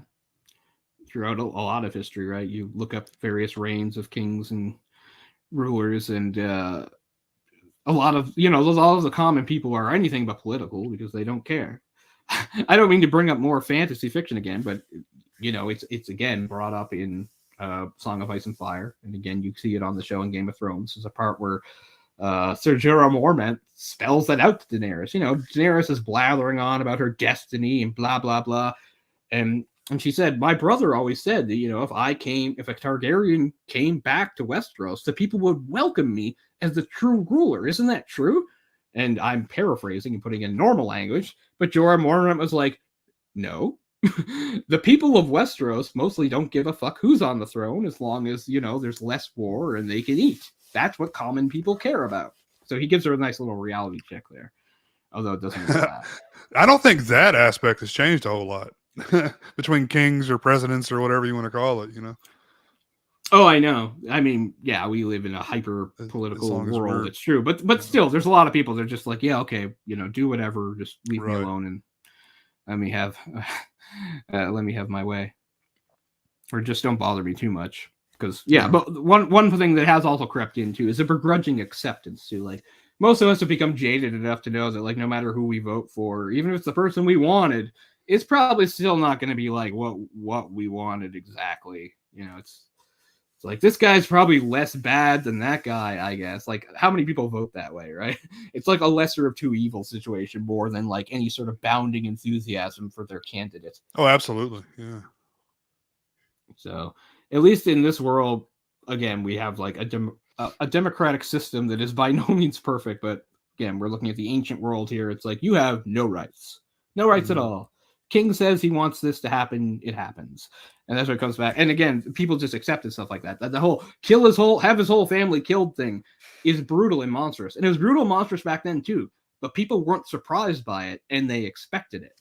It was a normal thing, It's like, oh, this person offended the king, so now like his people up to like his 8 cousins have to die. Like, most people are like, that seems unreasonable, but they're like, no, that's just how it goes. Yeah, just kill me. You'll be doing me a favor if you only kill me. Don't kill my entire family. Like, no, sorry, whole family, gotta go. Yeah. aunts and uncles, nieces and nephews, the whole shebang. There is some stuff like here that talks about again, the events of the movie historically was like, sometimes people were just punished like less severely, but okay, when we talked about that failed coup, it was something like 3,000 families faced various punishments because of that. So that involves a lot of people. Now, that doesn't mean everybody was executed, but there were a lot of harsh consequences handed down to a massive amount of people. Again, many people who had nothing to do with it. It was just, it was like a 6 degrees of separation type thing. It's like close enough, you're connected enough that you're gonna have to be punished, banished, or fined, or whatever, have everything taken from you. That sort of thing. But yeah, I didn't know that. So yeah, actually, the original version of the Great Wall goes back as early as 7th century BC. But it was again, it was Qin Shi Huang, or Zheng guy, who had the idea of sort of like unifying into sort of like one main wall. So he was a visionary, that's for sure. So they had already started the wall before China was unified. Yeah. Okay. Wow. Yeah, hundreds of years beforehand. So pretty crazy. When you think of how old some of it, yeah. So some sections are a lot newer than others, is basically what it was. Speaking of the wall, I mean, the main reason that was built was Mongol incursions. So one thing that's interesting about the imperial history of China, which again lasted until 1911, people, it lasted from 221 BC to 1911, so over 2,000 years. But anyway, one of the things that's interesting is like if you look up like a list of the dynasties, like some are cut and dry, but others it's harder to define exactly what, you know, one's like a west, a south version, one's a north version, stuff like that. But the one that I don't know why it doesn't considered an interruption of it is the Yan dynasty, because the Yan dynasty is the Mongol-led one where in the 13th century the Mongols came in and took over, but they didn't make. I guess that was the interesting part about how Mongolian society worked, was like they weren't like, okay, now you're part of Mongolia. They're like, okay, you're still China, but this is the Yan dynasty. So I found that interesting. That's not considered a break in the chain. That is still considered an imperial Chinese dynasty, even though it had all its roots and power in, you know, the Mongols, the Khans. It didn't last very long either. It lasted just under 100 years, I see, from 1271 to 1368. So about a generation, I suppose. But anyway, that is still considered. My point is that's considered an official dynasty. That's not considered like a break in the chain. I always thought that was weird because isn't that like a foreigner-led dynasty? I don't know, but I think it proves that there was more cooperation than you would think. Than the other way around. Yeah. I think part of it is because the Mongols themselves were not united at the time. So you're seeing here about Kublai Khan declaring himself, claiming supremacy over the other Mongol Khans, and them not being in line with it at all, and then proclaiming himself Emperor of China.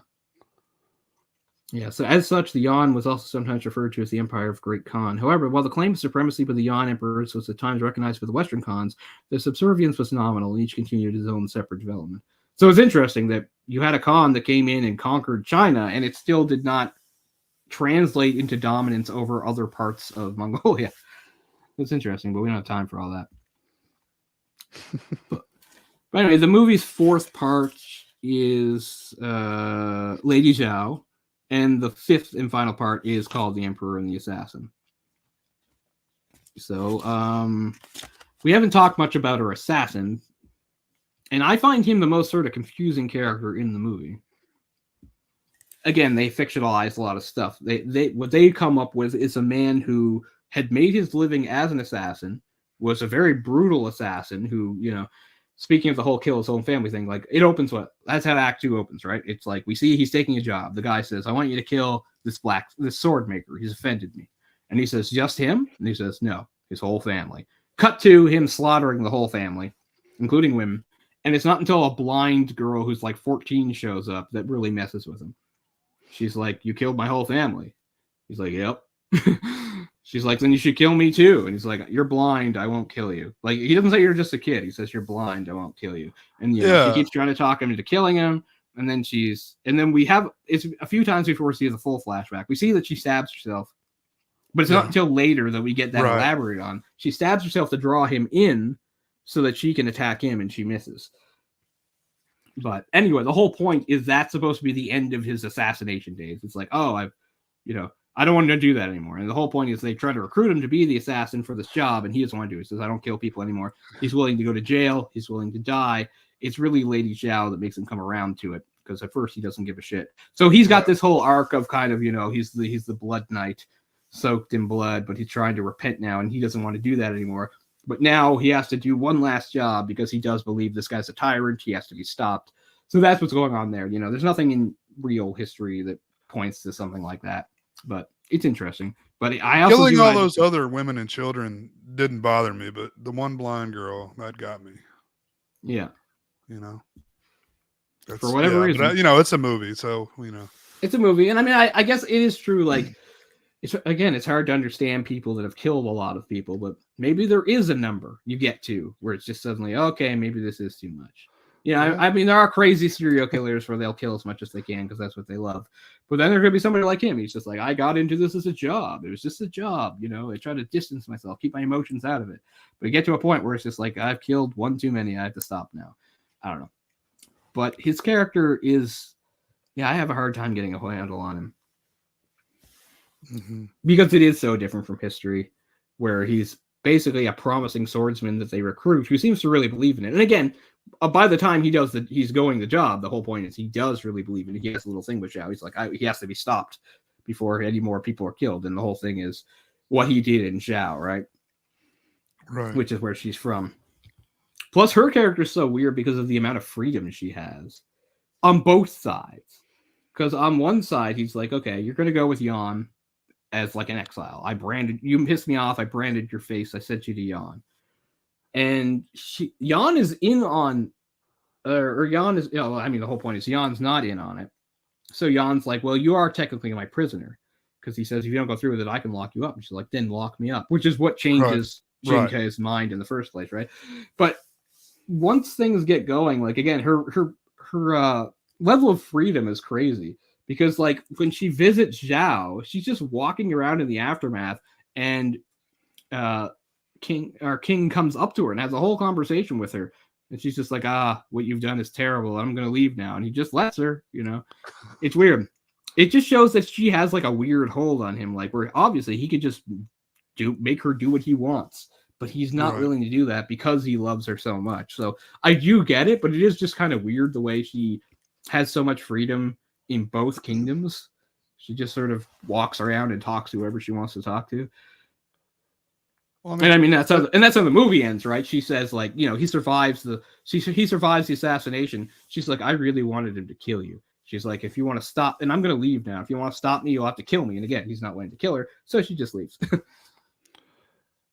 Yeah, a concubine is just like basically prostitute, right? Just basically a lady that you have sex with on the side. The idea of concubine is like you're kind of like owned. It's kind of like a harem, right? It's kind of like having a harem. So I'm a king, and I have this room, these 20 ladies that I go and have sex with when I want to. Yeah, and they only have sex with me. They only have sex with you, but if you feel like it, you could give them to somebody else. Okay. That's how. But it's just it's so weird in the premise of the movie that he's developed such an affection for someone of that position. It's not his wife, that it's not someone that he's more attached to than just randomly banging her out on a night of the week. Well, it's a little different with this character they've created, this Lady Zhao. Is like, it's not like she was a prostitute or grew up as a prostitute. It's just like she became associated with him, and so he took her as a lover, and it left her like no other options for anything else in life, is kind of what it is. Like, they invent this whole thing, right? They have a shared history that they knew each other as children, and that before he even was like, he was technically a prince, but he was kind of prince of nothing. That is true. And they have this whole, in the movie, this whole thing that, like, even though he was technically prince and she was together and he would talk about being a king, like, it seems like that probably wasn't going to happen. And that maybe they would just have ordinary lives and, like, get married. And then the crazy stuff that happened did happen. He became a king against all odds, which, again, is true. Like, he was not expected to become a king, let alone become the king that conquers everything and becomes the first emperor. So, yeah, that's one thing that knowing the history helps a little bit, because it is a little jarring if you're just watching the movie without knowing that stuff. Hearing him talk about his childhood, you're like, wait a second, you're king. You were a prince. Your dad was king. Why is your childhood so fucked up? Well, because of many reasons that I went into. Yeah, he did not have a cushy privileged upbringing. He had like a horrible life of constant fear and danger and destitution. It wasn't until he was much older that he finally started to live like a pampered life of a prince. But especially his first 9 years. Until he was like 9, he was basically like a war orphan, more or less. Except worse than a war orphan because he had a target on his back. But yeah, so that's one thing that does help a little. Because if you just watch the movie, he talks about like how scary and dangerous his childhood was. You'd be kind of like, what? But you're king. How'd that happen? But it really did happen. Yeah, not in the sense of kings and queens that we think of, that you're born into royalty and you grow up, super wealthy, stuff like that. Yeah. I mean, for some of those kingdoms, that would have been the case. But the problem was, at that point in the history, things were so chaotic that, again, it was more like you had a name and a target and you didn't have much else.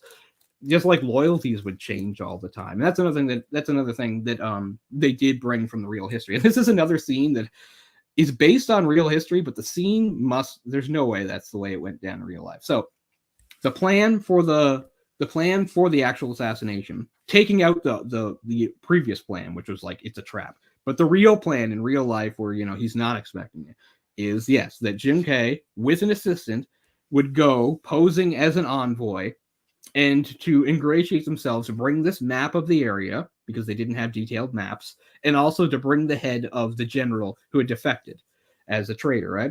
So in real life, that general did do that. He thought the plan was good and was willing to kill himself so they'd take his head to do it. But in the movie, the scene is so weird because they're both drunk and laughing about it. I thought that was such an odd choice. Where they're getting down to, it's like, because like he's afraid to like broach the subject, like it's like, and then he's relieved to find out he had the same idea, because it's like, how do I tell this guy that the only way I'm going to get close to him is if I can cut off his head and take it to him? But it's like, I had the same idea. I think that's what we should do. It's hilarious. It was probably not how it went down in real life, but I think it was probably more of a solemn honor type thing, right? The general was just like, it's a good plan. I can't think of any other way for you to do it. So right. Yeah, I'm willing to kill myself. You can take my head to him. So I just thought it was a really interesting choice that I did in the movie. They both got drunk and were just sort of like laughing about it. I was really taken aback by that the first time I saw it. But, that was,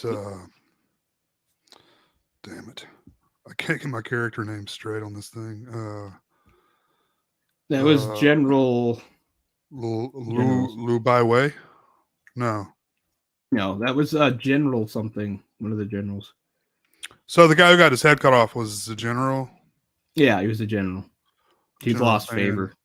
General Fan, there you go. That's his name. Yeah. Who was a real general and did really do that in real life. But like I said, I figure probably the scene would have been different. They probably didn't get drunk and laugh about it first. But yeah. So was that him saying that he knew a secret? The whole secret thing? Or was that, I was thinking that was the prime minister. Was the secret not that his father was not his father? Yeah, the general knew about that. So that's the whole thing we're seeing at the end. Like, he's saying, like, I didn't tell anybody. Okay. That's what I assumed. I just thought it was a different guy.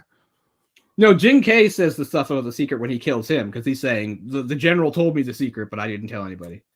It's basically what it is. Because when Jin Kay is dying, you're right, Jin Kay's dying. He's saying it's a secret. He's saying, what he's saying is the general told me the secret, but I didn't tell anybody. Yeah. But yeah. I can't remember what the circumstances are for him exiling the general either. I know it's slightly different than in real life, but I can't remember what. In any case, it still has the same result. He exiles the general. The general teams up with Jan and agrees.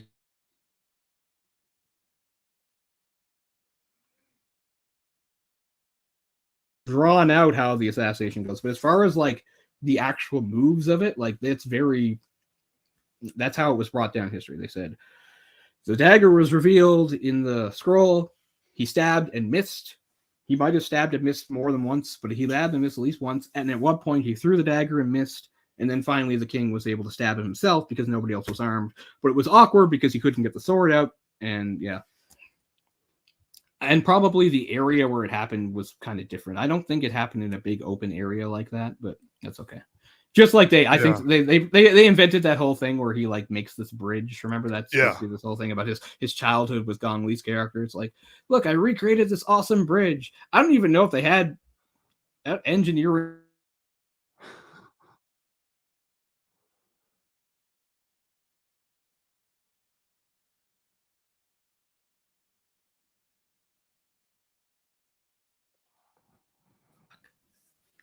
There he goes. Then again, maybe it's just ropes and pulleys or something. So I don't know. Yeah, it was cool, you know, aesthetically. Yeah, I mean, if there's one thing I'm not great at when it comes to history, is like knowing like level of technology. Like I know it in general terms and things like that. Like I know generally when certain big things happen, but like if you said like compare like 10th century technology to 4th century technology, I'm like, obviously some stuff happens there, even though people refer to it as the Dark Ages. But I don't know. The main thing I can think of is gunpowder. Gunpowder was invented like 400 years after this. So. Yeah. Yeah, Asia had gunpowder way before Europe. Right. But it was actually Europe that invented like what we consider firearms. Like Asia had something similar to firearms. You can see them. It was this, they had these things you could point and you would light it and it would shoot off like a cannon. But like the first firearms that would be like more conventional cannons and guns were made by Europeans. So yeah, I mean, when I'm thinking about technological advances, like if you think like the Renaissance, there were 3 really big technological advances in the Renaissance, and that was gunpowder turning into like actual firearms, which helped us kill each other a lot faster, and of course helped the Europeans conquer and begin their conquering of other parts of the world. You had the printing press, which was huge because now you could spread the written word, even though a lot of people still couldn't read. And the other one was the compass, which could help you navigate. Which there's no coincidence that not too long after that, you finally had people finding the New World. Even, I mean, the New World's always there, right? And arguably, even in like the 11th or 12th century, you probably had ships that could have made it. In fact, Vikings did make it around that time, if not earlier. But it was the compass that really helped them do it. So those were the 3 big technological things of the Renaissance that really changed the world and moved things forward. Staying on course would be the problem. I mean, even, you know, Columbus was not where he thought he was. Oh, exactly. Right. Well, yeah. I mean, stuff we just take for granted in the modern world. But yeah, just imagine being on one of those ships. You're out in the middle of the ocean. There's no landmarks. It's just water everywhere. There's nothing to look at. Nothing. You're like, I think we're going south, but I don't know. We might have turned. And then, of course, you get hit by like a storm and bad weather, and you get behind. Like, it's so easy to like have no idea where you're going. That's why, like, yeah. Sorry, go ahead. Yeah. No, it's nothing. I was just thinking of like the Odyssey. The whole point of that is the Odysseus keeps getting lost in the Mediterranean. We just think we look at a map and we're like, oh, the Mediterranean is not that big. Now I know the Odyssey didn't actually happen; it's fiction, but still, it is still believable that way back in ancient Greece, if you had a boat going across the Mediterranean, it would be completely possible for storms and things to send you to all sorts of places and keep you from getting home. Right. In Odysseus' cases, it was 10 years. And at that time, the story was really great because that was the whole known world. Yeah. There's even a part where he literally goes to this part that's considered the edge of the world, which would have only been like somewhere in like modern day. I'm trying to think where that goes. Not even as far west as France. I don't remember. Anyway, just think of the whole world as centered on the Mediterranean Sea with very little beyond that. That was just the whole like the Greek Isles is all they went to. Yeah. Like that's for the longest time. Like I always thought like that's why I always thought Troy was a lot physically further away. It's not. Troy's not even in the big. Troy's not even across from Greece in the bigger part of the Mediterranean. It's just up in the Aegean, up in the corner. Mm-hmm. But that's the kind of stuff it's easy to forget. I don't know. Well, I mean, it's a grand scale book. You think on terms like that now just because that's the way our mind works, but we're much more geographical. Yeah. That's why I'm always confounded by people that don't know geography. And I don't mean don't know it like really well. I mean like don't know it at all. I can't fathom, man. I can't fathom like not caring to know like you say something about like Australia, India's up here and Australia's here. Like there's people that don't know that and they don't Just care. Like just not even be able to point to a continent and say, what is this? Or how many continents there are, or stuff like that is just, I don't know. That's yeah, like child's play. Like really. yeah. Like Because I'm not talking about people being stupid. I'm talking about people just not caring. Like it doesn't matter to them. Like it doesn't matter not to me caring. where this. Like it doesn't mean anything to them that this is here and this is there. Like to me, it's important to know the distance between places. I don't know why. It just is. It's the same thing. Like anytime I watch a show or read a book or something, I hope to God there's a map because I want to know where things are in relation to each other at all times. I really do. I need to. It's a need Yeah. I have. You're right though. It's they don't have the desire to even care enough. Yeah. I'm not talking about people that are stupid. I'm talking about people that they don't care. Like it doesn't mean anything to them. Like that's one thing I learned a lot in talking to people on the internet when I was younger and telling them I was from Nova Scotia and them having no clue and then me trying to help them out a little and they're just like, yeah, that's because I'm not saying Nova Scotia is a famous place, and my point isn't Nova Scotia is super famous and awesome. Everybody should have heard of it. No, Nova Scotia is small, and I get that. But when I say like it's the east coast of Canada, that should ring some bells for some people, right? I also like yelling at people, especially Americans, because of the way your states are. Because most states aren't geographically distinct; they're just imaginary lines, squares, right? rectangles. Yeah. Yeah, I mean, you got like Florida and you got Alaska and stuff like that. But yeah, most of them are that. And I'm like, I was pointing out, I'm like, Nova Scotia's so easy. We're stuck out in the ocean. There's only one imaginary line. We're so easy to find. Anytime you look at a map of the world, you can see Nova Scotia. You don't have to go in close and think about the lines. But anyway, yeah, so many if people you I would say talk east to, coast of Canada and people are like, what? I mean, you're wasting your time, I think, because that's about as self-explanatory as it gets. Yeah. Because I mean, yeah, I've seen some jokes, and it's true, like how like sometimes people who don't know much or care much about geography, how they see the states, and it's kind of like this. It's like New York, California, right? It's like 4, and then it's like maybe some Texas type area. Where it's like yeehaw, and then it's like middle. It's like shit middle, I don't know anything about in the middle. Middle nothing, and that's America. So I was wondering what's the Canadian equivalent? It must be even worse. It must be like Toronto. It must be like Toronto, North Pole. I figured that's how it is. It's like you got Toronto, which is kind of like an American city, and then you just have like vast wastelands of frozen tundra. It's not like we don't have that. It's just that there's other stuff before you get to there. Because God, we have that. One of my favorite geographical facts about Canada is that we have more coastline than anybody in the world, except it's worthless. The second highest is Indonesia.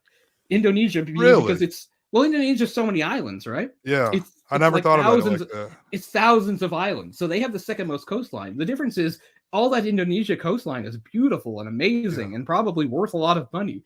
We just have so much coastline that is like hundreds and hundreds of miles from any human habitation that no one ever want. It's like, oh look, Baffin Island, that's great, So it's all worthless frozen coastline that no one could give a shit about. Just like it's always funny to me to think, we talk about how like the world's overpopulated and it's only getting more and more so. I always think like in like 250 years, so they're going to be like mega cities like up by like Hudson's Bay, like because that would just it's just mind blowing to think that way. But I mean, I guess it could possibly happen. Nothing would surprise me.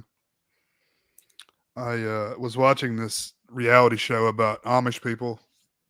It's nice, stupid TV. But they only do school until the 8th grade, and it's taught by other Amish people. So they basically learn, how to hammer nails into shit, I guess, and that's it. But and how to cook, But anyway, they were visiting somewhere in Florida or somewhere, and they met a person from like Argentina or somewhere, and they were like, "Oh, where's that?" And they said, "Oh, it's South America, it's over here," and they're like, South America. They're like, they had to be like, okay, we're on North America right now, and you're then, like, central, you're south. Yeah. So people like that, man. Yeah, like I mean that it's the same thing. It's a little worse because like the same thing I think of is like North Korea. Like we know what North Korea is, right? It's like a tightly, crazily controlled place, or that's true. Like, I didn't even know that until I saw a documentary a few years ago. Like, the average North Korean has no idea what like a map of the world looked like. Really? And I was looking up something. I was finding something about like what North Koreans thought about Canada, and I found part of like a weird documentary that they've made about it. And it was sort of like, it was a documentary, but it was also like, it was okay. It's not a documentary about Korea. I'm talking about a documentary that North Koreans made, but it's weird because it's also partially kind of not a documentary and partially feature film, because it seemed to be, part of it seemed to have to do with about somebody visiting Canada.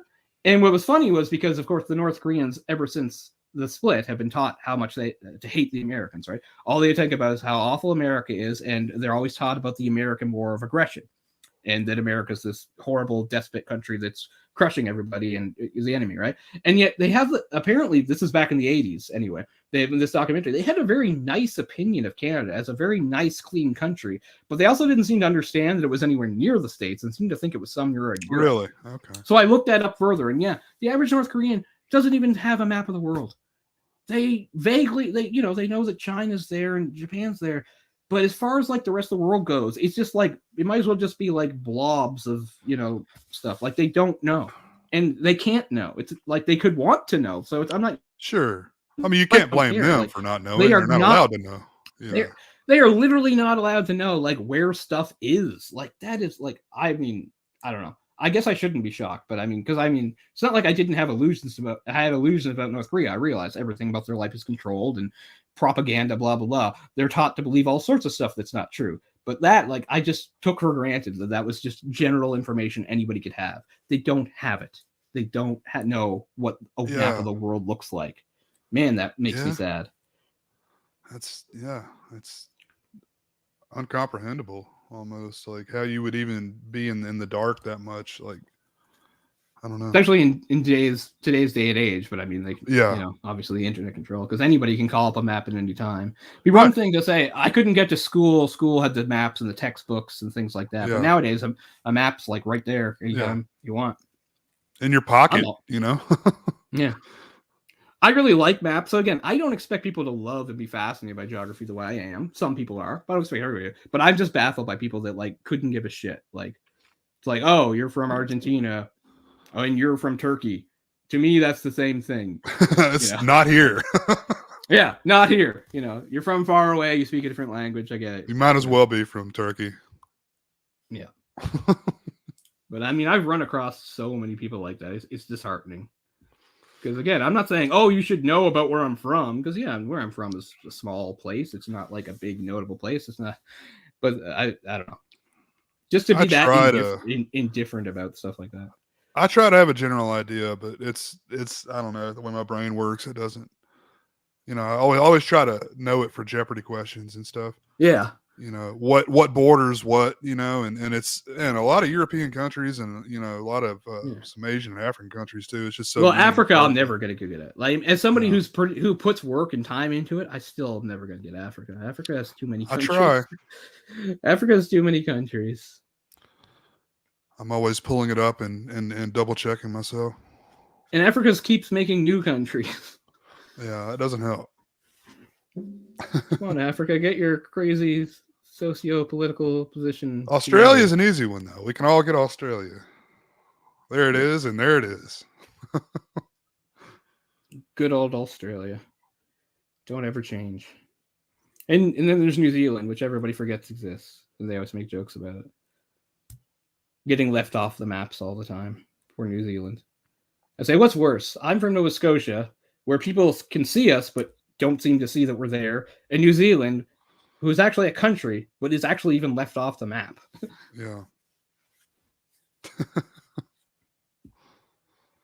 guess they're always getting the short end of the stick, those Kiwis. But they're pretty good. Is that a negative term, by the way? That's not like like I could call someone that and they'd be okay with that. Okay. Oh yeah, they call themselves that. They love the bird. They love Kiwis. They like that. That's why they picked it, I guess. They really like it. No. But yeah, speaking of stereotypes, they're like, if you want to go with stereotypes, they're like some of the most good-natured people on the planet are the New Zealanders. I can't even picture a person getting mad with a New Zealand accent. Like, the closest I can come is to like Murray on Flight of the Conchords, and his anger is just comedic. Because I will say that, like, being from a country like Canada, where it's like you talk to Americans and they only know a few really general things about you. They're like, hockey and maple syrup. Yeah, I feel for New Zealanders, because it's kind of like that with everybody they meet. They're like, New Zealand, Lord of the Rings. It's like we existed before Lord of the Rings, man. That just happens to be where the thing was shot. Okay, I know other things about New Zealand. Well, you're kind of like Australians, but you're wonky. Yeah. Kiwi, there you go. Yeah. You're kind of like Australians, but different. Yeah. And that is the extent of my life, and I figure that's what it's like to go through life as New Zealanders. That's just kind of what you're known for. It's like a cool place to visit, though. Yeah, definitely. I mean, for a small place, it's amazing how much is packed into it, which is why it was so ideal for something like Lord of the Rings, right? It's like, it's not a big place. It's like, we need vast plains. New Zealand. We need these mountain ranges. New Zealand. We need this big forest. New Zealand. You know, it all works. That's pretty cool, yeah. It's a bucket list place, I suppose. For sure. Plus, they all speak English, which is always helpful. I've only been to Europe and South America, the only other continents I've been to. So, no, I haven't been off the continent. So, yeah, me beat. I've been to Canada and the U.S. and Mexico. I always thought I'd be to at least Europe by this point, but it didn't work out that way. But there's still time. It would be nice, man. Travel is just so expensive, especially, lately it's gotten even worse. Yeah. Because, I look up like cheap air flights, and it's just like $1,200 to go anywhere. Not round trip, one way, One way. Plus, the places I want to go are really far, so it's like you'll be on a plane for 28 hours. But not the same plane, It's like, and that's another thing that sucks about Canada, besides Canada being huge, is I've complained before about how everything goes through Toronto, which makes no geographical sense at all. I want to go to Japan or Philippines or Thailand or whatever. So you'd fly back to Toronto. I'll fly off to Toronto first, and then I'll start going. Like, it makes no fucking sense. Like, I went to New York. Halifax is closer to New York than it is to Toronto, but we flew to Toronto first anyway because of how fucked up the world is. Yeah, that's so stupid. So stupid. If you flew to Japan, you'd fly over the Pacific or the other way? Yeah, the Pacific. This is what they would make me do. If I wanted to fly to Japan, I'd have to either fly from Halifax to either Toronto or Montreal, then fly to Vancouver, and then go fly to Japan. Wow. And if I wanted to go to like somewhere in Southeast Asia, like Philippines or Thailand, I'd have to do all that and then go from Japan. So that'd basically be like 30 straight hours of travel and like making sure you don't. That's the thing that scares me. I'm like stopping at a place like Korea or Japan and then missing my connecting flight. Yes. Man, I would, if I did that, I would like to like spend a couple days at, in Japan at least, before you fly off to wherever else you're going. Yeah. That would be ideal. So it's pretty daunting. But I know I can do it, especially when I think of like how draining I find just doing the drive to Sydney to Halifax that I've done my whole life. Every time I have to do it, I just dread it so much, even though it's only a couple hours. It's just in the car. It's no big deal. And I've done it my whole life. Yeah. I guess that's the other thing. Like, flying used to be kind of comfortable until like 9/11. Like, I have good memories of my flights to Florida as a kid. It was comfortable and decent. Like, when I think of my trip to New York 10 years ago, it was a goddamn nightmare. It was so uncomfortable the whole time. I hated the airport. I hated the plane. So no room. All those security things. They make you take your shoes off like you're a goddamn prisoner in a jail. Yep. That's why I don't like to fly at all. I don't guess anyone likes it, but no. But I mean, at least I'm old enough to the second time I went to Florida, I think I told you the story. There was a whole mix up with the birth certificates, blah blah blah. My mother, sister, and I stayed behind while my dad and my uncle went ahead of us. And then because they messed up, they put us on a flight. And I rode in 1989 on a 2-floor jumbo jet and sat in first class. And I can barely remember, but man, there was more room than you could imagine. And the in-flight movie was Who Framed Roger Rabbit. That's not too bad. It was so amazing. And I know I was really a little kid, but even if I was a big full adult, it was so roomy. I remember there was so much room. And it was so pleasant. I didn't get to sit with my mother. My mother's sister and I couldn't sit together. I had to sit with a stranger. But she was a very nice woman. Some woman in her like 50s sat with her. She was very nice. Still remember her name, Gloria. I can't remember what she looked like or anything, but I remember her name was Gloria. Could have switched seats, Gloria. Damn. Yeah. I remember like my sister and I got the good seats. My mother had to sit in the smoking section, which again was a thing that existed at one time, smoking section. It's also the same fucking room. So it's a room with a curtain pulled over. They pull a curtain over.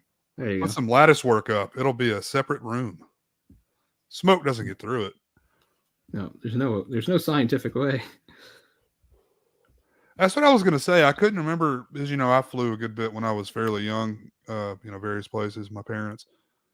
Yeah. I know that there were still ashtrays, but I don't remember if smoking was illegal or not. I think it was still legal to smoke on the plane. I think definitely all through the 90s. It was all through the 90s. Okay.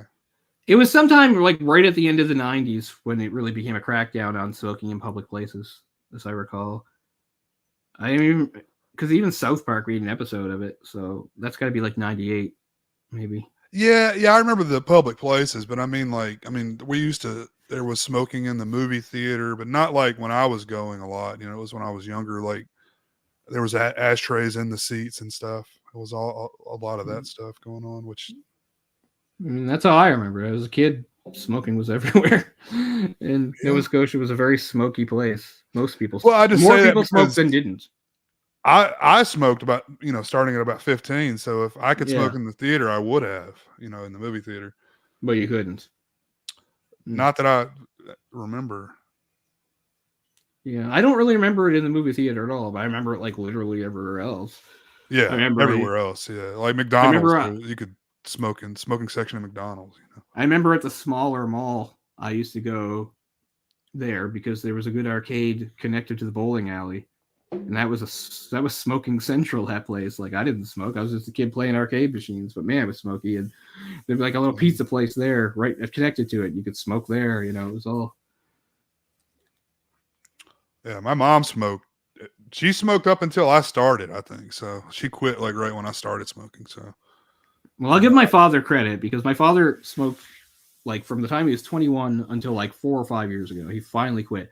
But I will say, and probably because it was my mother's rule, like I wouldn't have known my dad smoked because he was not allowed to smoke near us, and he did not.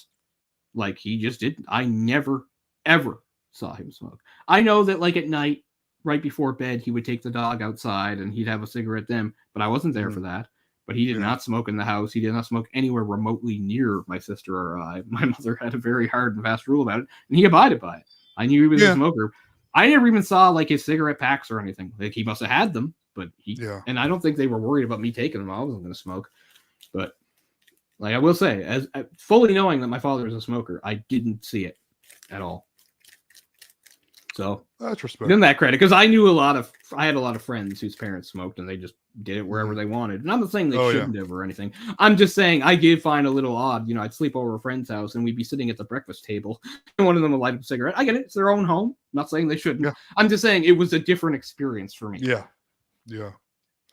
It was, people can't even understand that now if you grow up in the, the newer time. It's I remember going to my grandparents' house and there'd be 20 people in that house smoking cigarettes, Yeah, same. It's crazy. That was funny too, is that my father's father, for all the stuff he didn't like smoking. And he didn't like that my dad did. Which I always thought was kind of funny. Because people did smoke in that house. Yeah.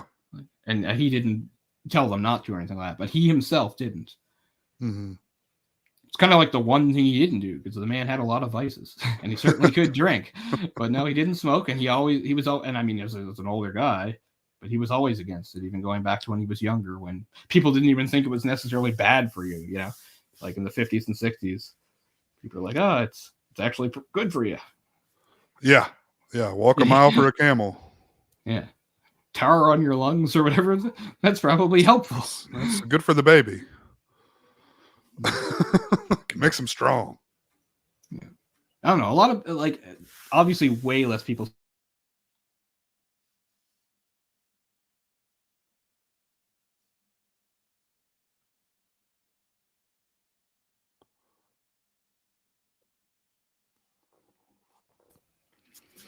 Quebec probably has us beat out, but only Quebec.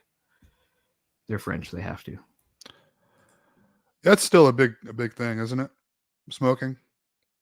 In France? Still. Oh, France. Sorry, you cut out for just a little bit.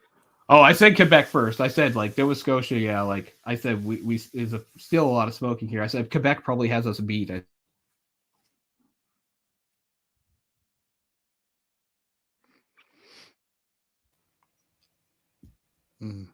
it goes again. But anyway, doesn't matter. Yeah, France. Yeah, and I know a lot of Asian countries. It's still a big thing. That's where like the big American tobacco companies still make a lot of money from. Yeah, I guess a lot of people. It's weird because like South Koreans are so healthy, and yet I guess a lot of them do smoke. I think I said this before. You know, we talked about how reflected in the culture, you see a lot of movies and characters aren't smoking anymore. Korean movies, they still do. I will say that. Like, I've seen movies from the 2000s and 2010s in Korean, and they're not bad guy characters. They're just ordinary characters. They're like the only country I see where, like, that's kind of still a normal thing. Isn't it? Doesn't that give you a rating, like, immediately? Like, if there's cigarettes in the thing at all? Certain things like Disney Plus would certainly tell you. I mean, I thought there was warning. There's smoking in this movie. It's like, okay, that's not secondhand smoke that can hurt me. It can't come through the screen and get me. So I don't know what you're warning me about. Well, all the old Looney Tunes commercials and stuff. They're not commercials, cartoons. Yeah, all sorts of stuff in there they can't show anymore. They're drunk and smoking cigarettes and cigars. But I saw a documentary on. I say it was Thailand or somewhere that when it was like 12-year-olds, 10-year-olds buying cigarettes. Yeah, I can believe it.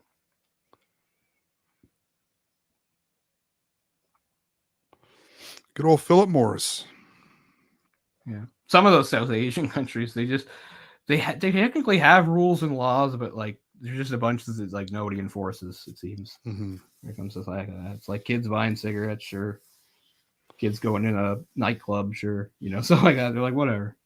I mean, when I went to Mexico, they let me in all the clubs. I was 16 and looked probably like 13. Yeah. They didn't give a fuck. That's the way it was when I was in London. I bought alcohol and cigarettes and whatever I wanted at 15. They porn, sold me everything. I loved it. That was awesome. Go back to London. Freedom. Yeah. True freedom. For me at that time in my life, I was very happy with it. Yeah, Mexico is probably still the most I ever like drank consecutively because I never got into like really enjoying drinking that much. Mm-hmm. Isolated incidents, but Mexico is more like I guess because I could and because I was young and that that's like the only time I can remember like drinking like 3 or 4 nights in a row or something just because I could type thing. It's not something I ever repeated. Like, you think, oh, you're in your early 20s and you're wild and you're at university, and I mean people around me did, but by then I didn't care anymore. Yeah, didn't really partake.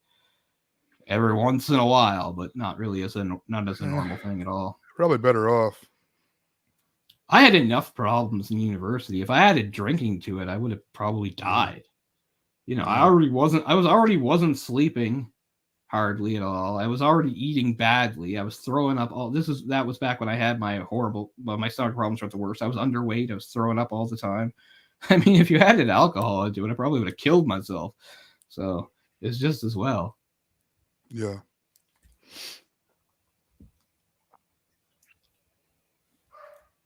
I mean, the medication I'm on and have been on for years, technically, I'm not supposed to drink, so I can use that as an excuse if I needed to socially, if I ever had friends anymore. But now I don't need to do it. But I don't know. I don't think anybody your age will be pressuring you. Shotgun this beer, Cole. Chug. That was basically one I didn't like going back to Sydney, because that's like what everybody, like Ryan and my social circle, that's all they cared about in our 20s, teens and 20s. I mean, once I hit high school, that's all anybody I knew cared about. Yeah, was like getting loaded on the weekend, and I wasn't into it, so that was the start of like my drifting from certain people. that sounds about right. It's not like I had an aversion to it. I just didn't care. I couldn't get excited about it the way people did. And I guess I've just never found it funny or anything like that. I don't know.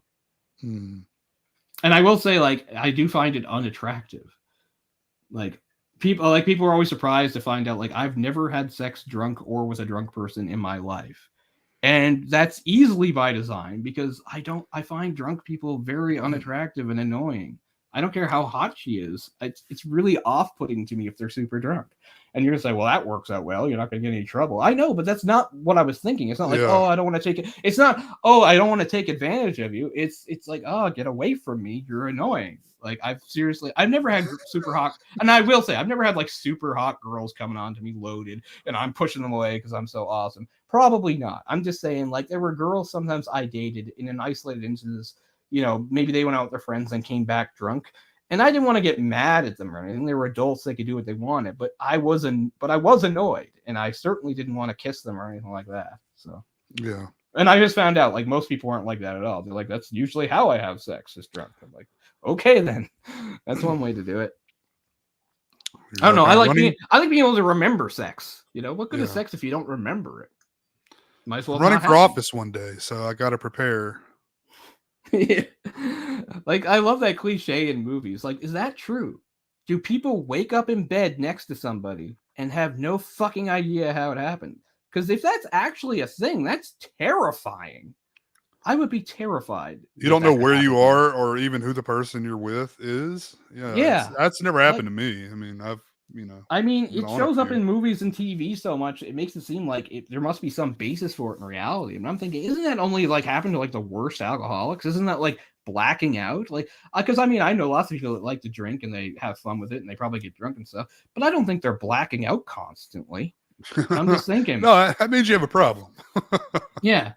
But it's always played off like it is normal in like those movies, even for laughs. It's like I blacked out and had sex and now I don't remember anything, but I'm not an alcoholic. And then they go and have like a functional day. I'm like, that's not realism.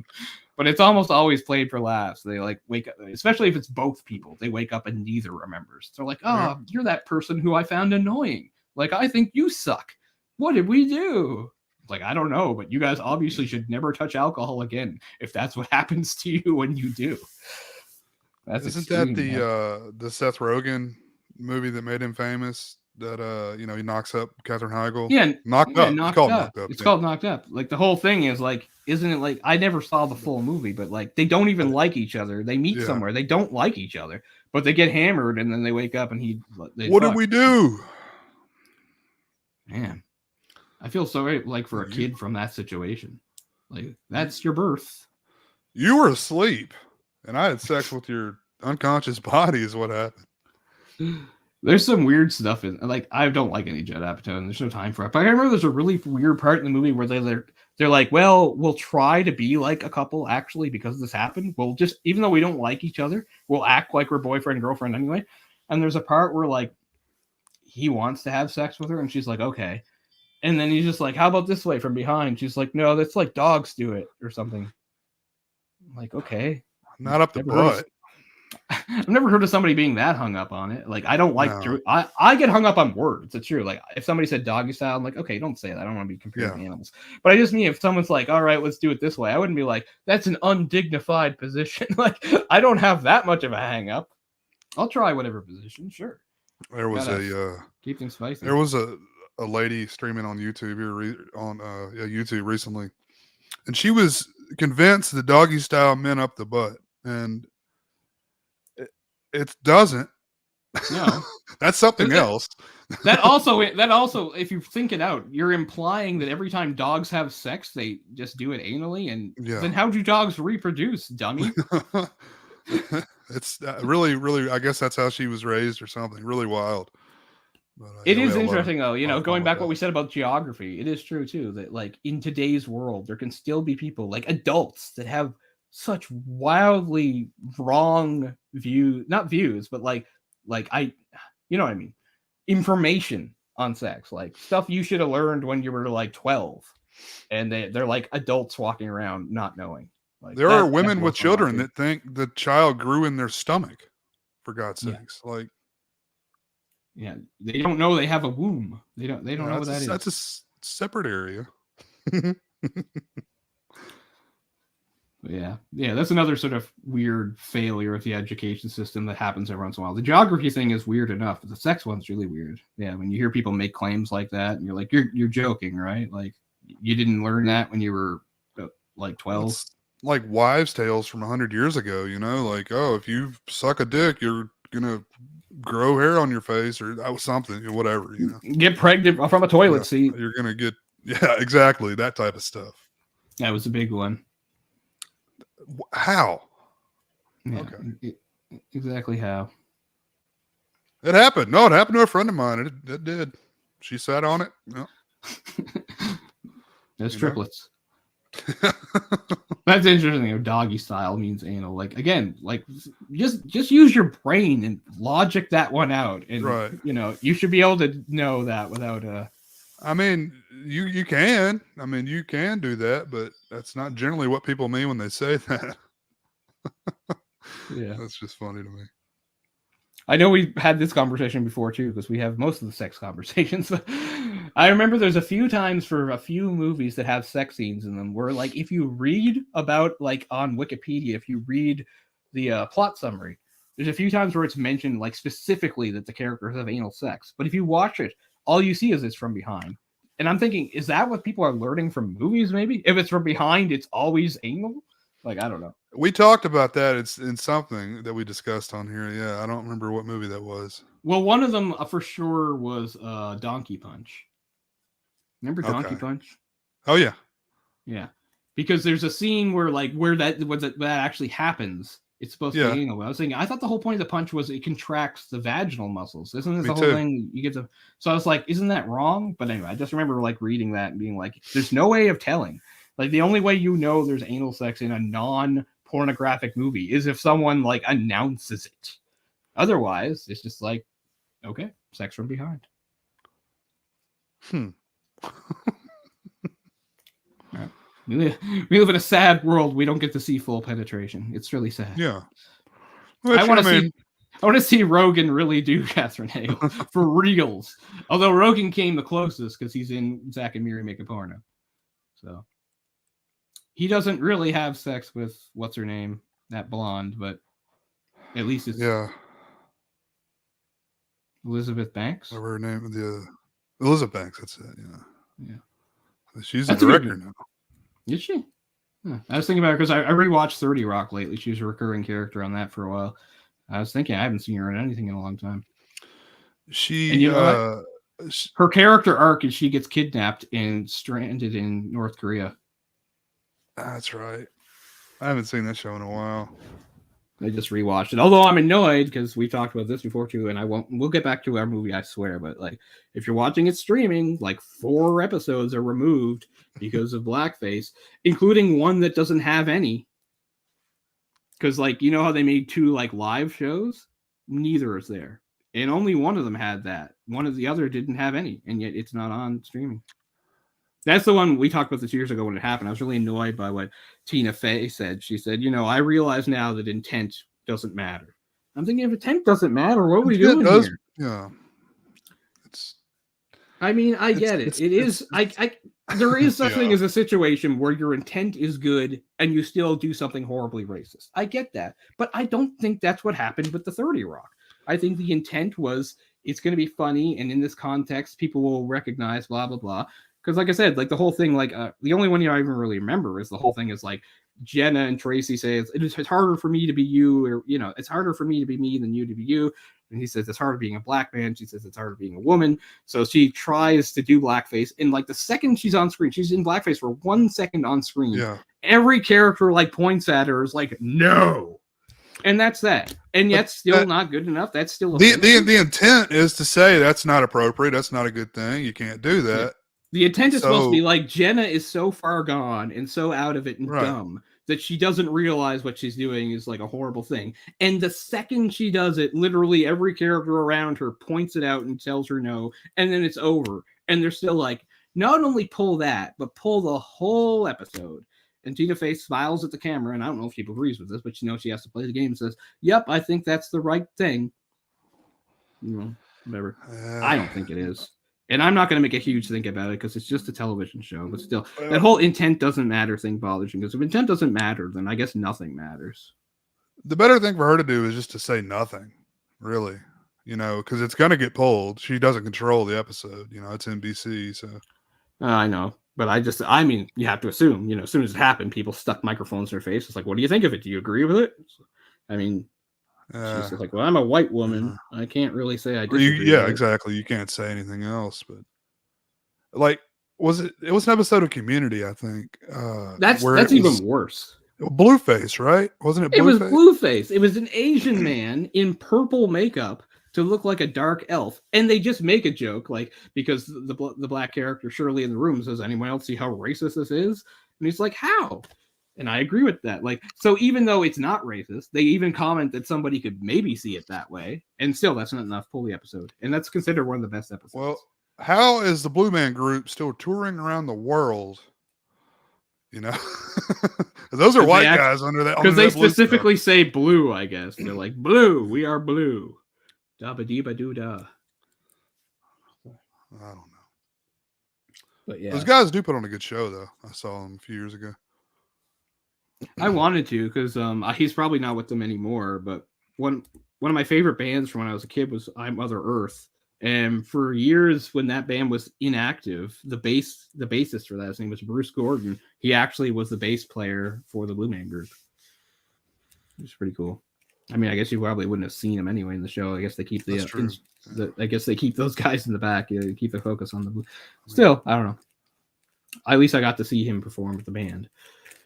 Amazing bassist. I mean, is Tobias going to be removed from Arrested Development now?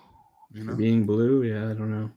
Speaking of Arrested Development, even though I know there's better segues, yeah, it's too bad about China. No, an actor that passed away. I know he didn't have a big role. Carl Weathers. He played himself. Oh yeah, Arrested Development. Carl Weathers died. That's sad. He was a great guy. I didn't realize he had cancer. He was an iconic guy, obviously. I mean, he'll man, always be Apollo. He lots of stuff, but he'll always be Apollo Creed. Very iconic. Apollo Creed, Predator, fucking Action Jackson, and there's so much other stuff. And recently, he was on the Mandalorian. He was good on that. Yeah. So much stuff. But I was giving credit. Neglecting to mention.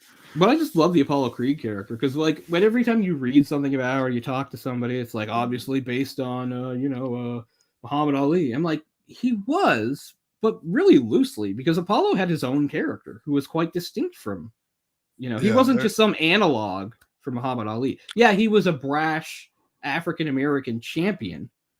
But apart from that, he really had his own personality. There were a lot of African American champions, in boxing. Yeah. And I thought that Apollo Creed might have been based on several, but I always thought he stood out as his own character, not just like, oh, he's just some, obvious analog for a real life boxer. I always thought, no, he's got a distinct personality.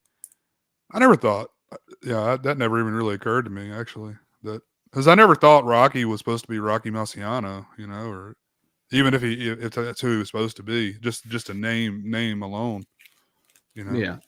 I mean, he is an original character. He just has some inspiration from that. But I mean, right. In a way, like he's quite different from Rocky Marciano, and mostly in the Rocky Marciano, like never lost. Yeah. You know, so that's different. I mean, the whole idea was Rocky was he was a juryman because he lost all the time, right? Like he eventually became a great champion, but he did lots of losing first. So that That's right true. there really separates him from Marciano, who had a flawless career. That's why he always gets brought up in boxing discussions. A la Coming to America. Yeah. There's always the one guy that brings up Rocky Marciano when they're talking. Joe Frazier, no, Rocky Marciano. The great white hype. Yeah. Anyway, we can return to our point and then finish Sure. off here. Trying to think. I mean, we didn't touch on too many specific scenes. I'm trying to think if there's I don't know.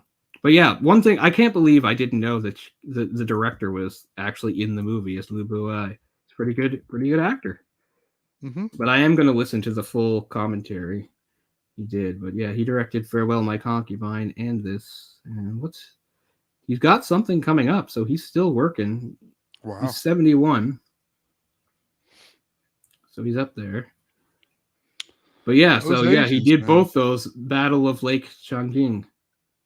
They did two of those movies, and they aged well because she still looks great too. Oh, Gong Li. Mm-hmm. Oh yeah, Gong Li is. She's. I'll say one of the reasons. One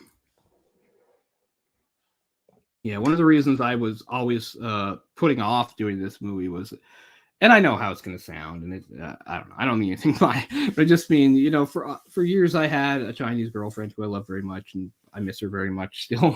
She's kind of the one I can't get out of my head in a way. And on my worst days, like I can't even watch something like just anything remotely Chinese reminds me of her, which is kind of silly. I mean, it's a massive country of billions of people, stuff like that. But it's just like I can't watch Jackie Chan, stuff like that. But actually, of all the Asian, not just Chinese, but all the Asian actresses I'm aware of, Gong Li looks the most like her. Really? Gong Li is 33 in this movie, and she looks a lot like the way she looks younger than that to me in the movie. Yeah, I know. Well, I mean, she was younger. I mean, my girlfriend was younger at the time. She was in her late 20s back when we were dating. Right. Anything like that. But I wish her all the best. But I just said, yeah, so that was one thing. Is like I didn't mean to avoid Gong Li or anything, because I feel like I've talked about like every other notable Chinese actress because I do have a thing for them, and I've kind of avoided Gong Li. Not really consciously exactly, but because she's a wonderful actress, and if people aren't as familiar or haven't watched too many Chinese movies, like I would say definitely watch Farewell My Concubine and Raise the Red Lantern, because they are seminal, really cool movies, and we might even do them on the show at some point. Yeah. Like I said, I know I have a thing for Chinese movies, and I have several that I want to do eventually, but we'll move into something else for the next little while. Well, but I know you mentioned Fearless briefly earlier, but we had intended on both rewatching Fearless and bringing that up during this discussion as well, but I totally forgot about it. Because Fearless it's kind of stealthy, but it is actually about the same thing, just told in a wildly different way, in a very or not Fearless. I'm sorry, I keep saying Fearless. It's Hero. Oh, yeah. Which one?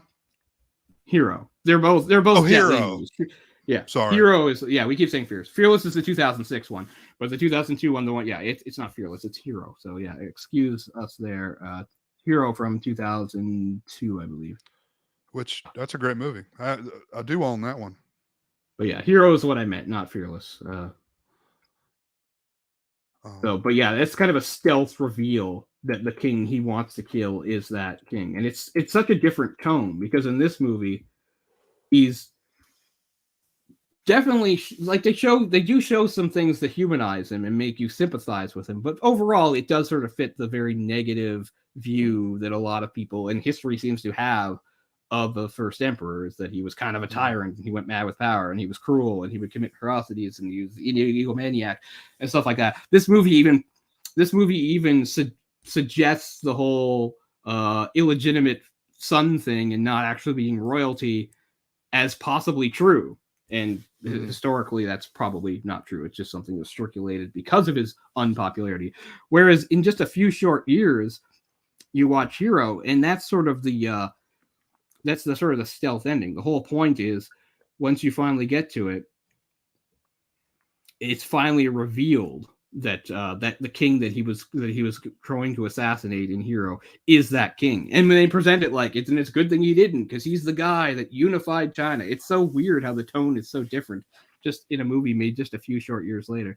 Now I know this movie technically came out in '98, so it came out after the Hong Kong handover.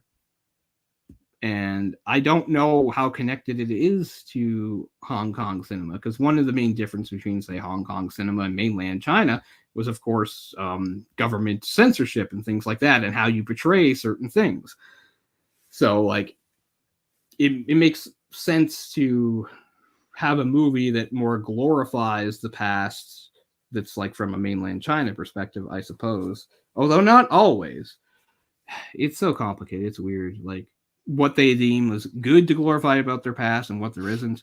Some of it even goes back to the Cultural Revolution in the 60s with Chairman Mao, where he's like, throw out all the history, forget all that. This is the new stuff, you know? It's like, I mean, I laugh at it. That was serious shit. That was like people having their lives ruined, people getting killed, you know?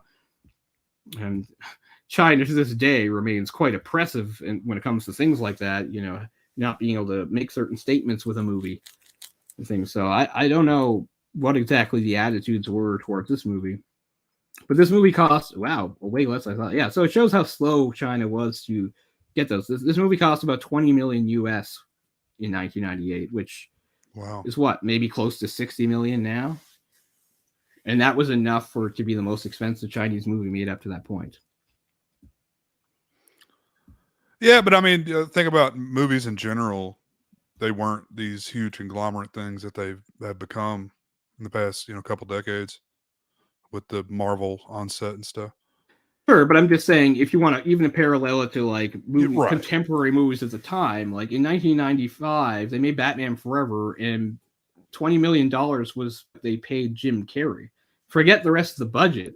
That was what Jim Carrey made in 1995. Let's see, what was the budget on that?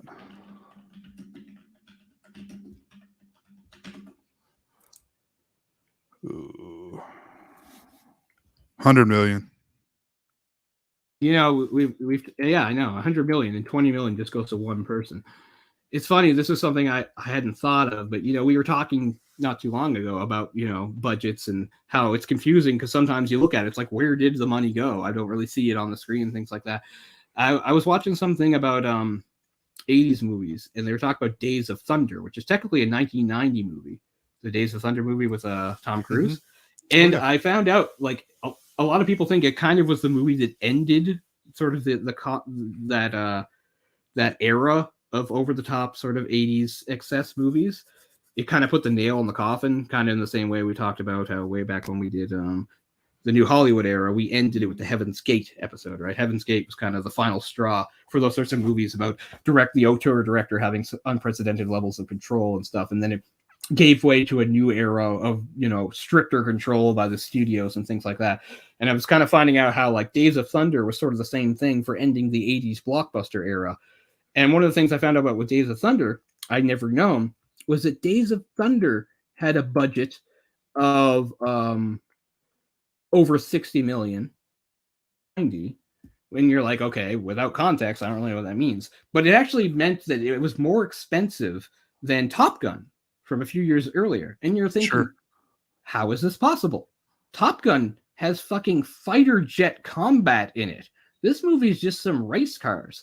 Well, the reason this movie had a over $60 million budget wasn't because of what the movie required. It's because it kept going over budget because the production was such a mess with directors and producers fighting each other over control of it. This was in the glory days of Don Simpson, who we could do a whole thing on. Don Simpson was a madman. He used to be the partner of producer Jerry Bruckheimer, and they were the ones that like made all those crazy movies that were so successful, like Beverly Hills Cop, and of course the aforementioned Top Gun and stuff like that. I mean, Don Simpson died, as you might expect anybody who lives the way he lived to die. But anyway, my point is, Don Simpson he even put himself in the movie. He has a role. He's one of the race car drivers in the movie. He was so crazy. He put himself in the movie. But anyway, he was fighting with Tony Scott, who was the director, who was fighting with some other Yeah. producer. Anyway, the whole point was they weren't getting anything done. So the main reason the movie went over budget and cost millions more was because they had to keep paying people on the set overtime for nothing. And I Right. just never thought about that as a factor, but that must happen sometimes with movies. But yeah, Yeah. that's why that movie's budget ballooned, because they were just paying people over and over again for wasted time where they got nothing done. But you know, that's a factor that can happen with movies. But it was just, you know, Absolutely. something I just hadn't really considered until until it was kind of pointed out to me.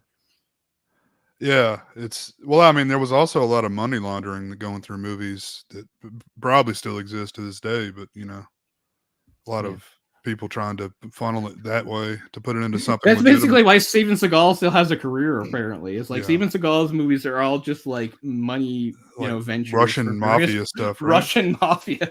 You Yeah. know, that's why his movies keep going.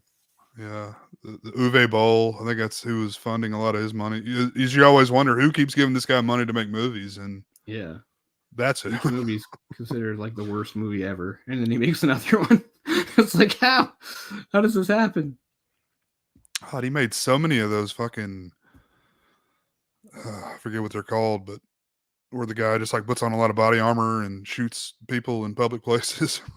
It's basically spree shooting. Wow. That he's made like 4 or 5 of them. Oh yeah, if it's in bad taste, you know he'll be part of it. I mean, they're not terrible movies either, but I'm just surprised he keeps making them.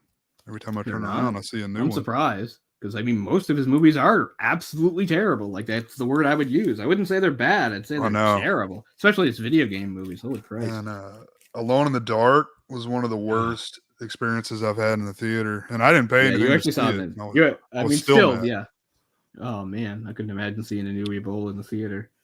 Yeah, I think I saw that. I saw what's the zombie shoot move? The House of the Dead. House Yeah. of the Dead. I watched 25 minutes of that and turned it off because I couldn't take it anymore. It was awful, man. That'd be fun to do a commentary on though, because you know it's really stupid. Yeah, it seems weird that you, Orc, and I haven't done a Uwe Boll. I guess that's something we'll have to do. Put it on the docket for sure.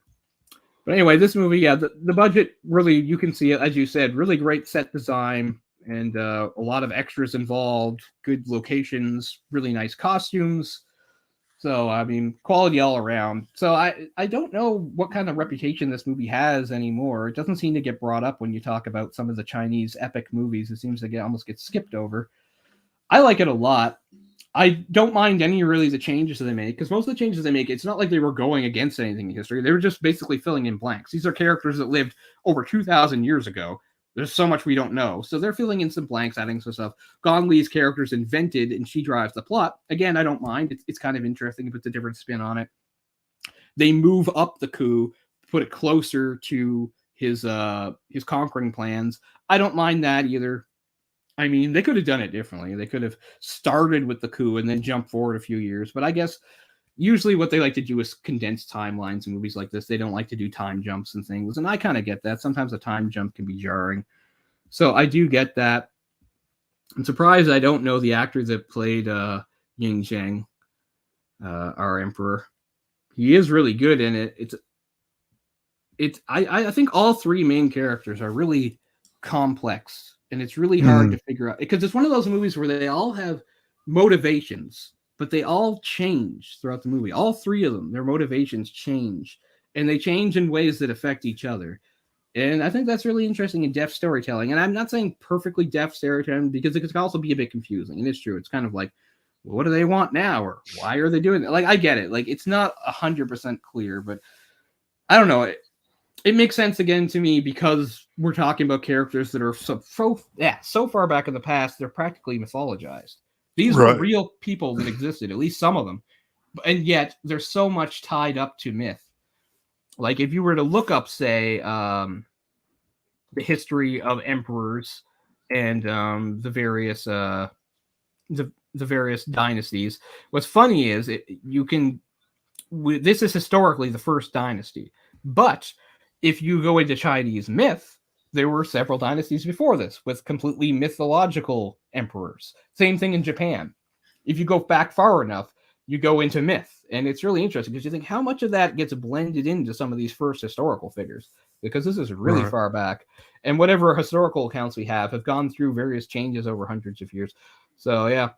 The one thing you can agree on, the one takeaway I'll give anybody, like I said, I know people don't always have the same fascination for history as me, and they're not going to look anything up, but I would definitely, or even just do just a simple Wikipedia dive on that emperor, because his life was bonkers. Like, this movie is just the tip of the iceberg of how crazy his life was. So when you think about somebody that grew up in those circumstances and how unlikely it was he'd be king at all, let alone the guy that unified China, like, it does make him a little more sympathetic, I think, despite, which is interesting because for centuries he was not a sympathetic character in Chinese history. You think he'd be kind of venerated for being the first emperor, but not really. He's mostly, at least down the centuries, maybe things are a little different in recent years, but for most of history, he was seen as kind of a bad guy and a tyrant. And I don't know if they're necessarily saying they thought unification was wrong. Maybe they just thought the way he went about it was wrong. But as we said, that's kind of how history's always gone. You have somebody's like, oh, we have these kingdoms or countries that are at war. Wouldn't it be better if they all just came together? Well, sure. Except every time the coming together is just more bloody war. But you have the Roman Empire. You have somebody like Alexander the Great conquering all these places. Like Alexander the Great, I'm sure he thought he was bringing great unity and things. I mean, and he was in a way, and he spread knowledge in a way too, and he helped cultures interact. But it was also through conquest and war and death. So there's always that lens to it. So it's very hard to judge characters like that, especially characters that big. Because even nowadays, there are powerful people in the world right now. They're very powerful people. But it doesn't really compare to the power that somebody had back then. Absolute monarchs. They could do anything. That could control history, basically how they were going to be remembered, you know? I mean, that mandate of heaven was no joke. People bought into it. And as we said, what's funny, like one other note I'll leave us with before we go is like, and I talked about like how this centers on this assassination attempt. You probably wouldn't be surprised to find out that there were 2 more completely separate assassination attempts on this guy.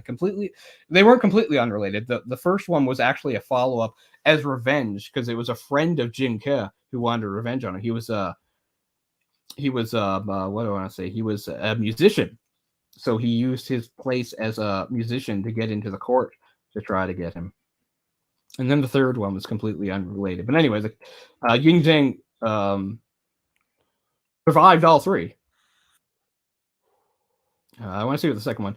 Oh, yeah. So there's a guy named Gao Jinaji. He was a close friend of Jin Ke and wanted to avenge his death. A famous lute player, he was summoned to play for King Zheng.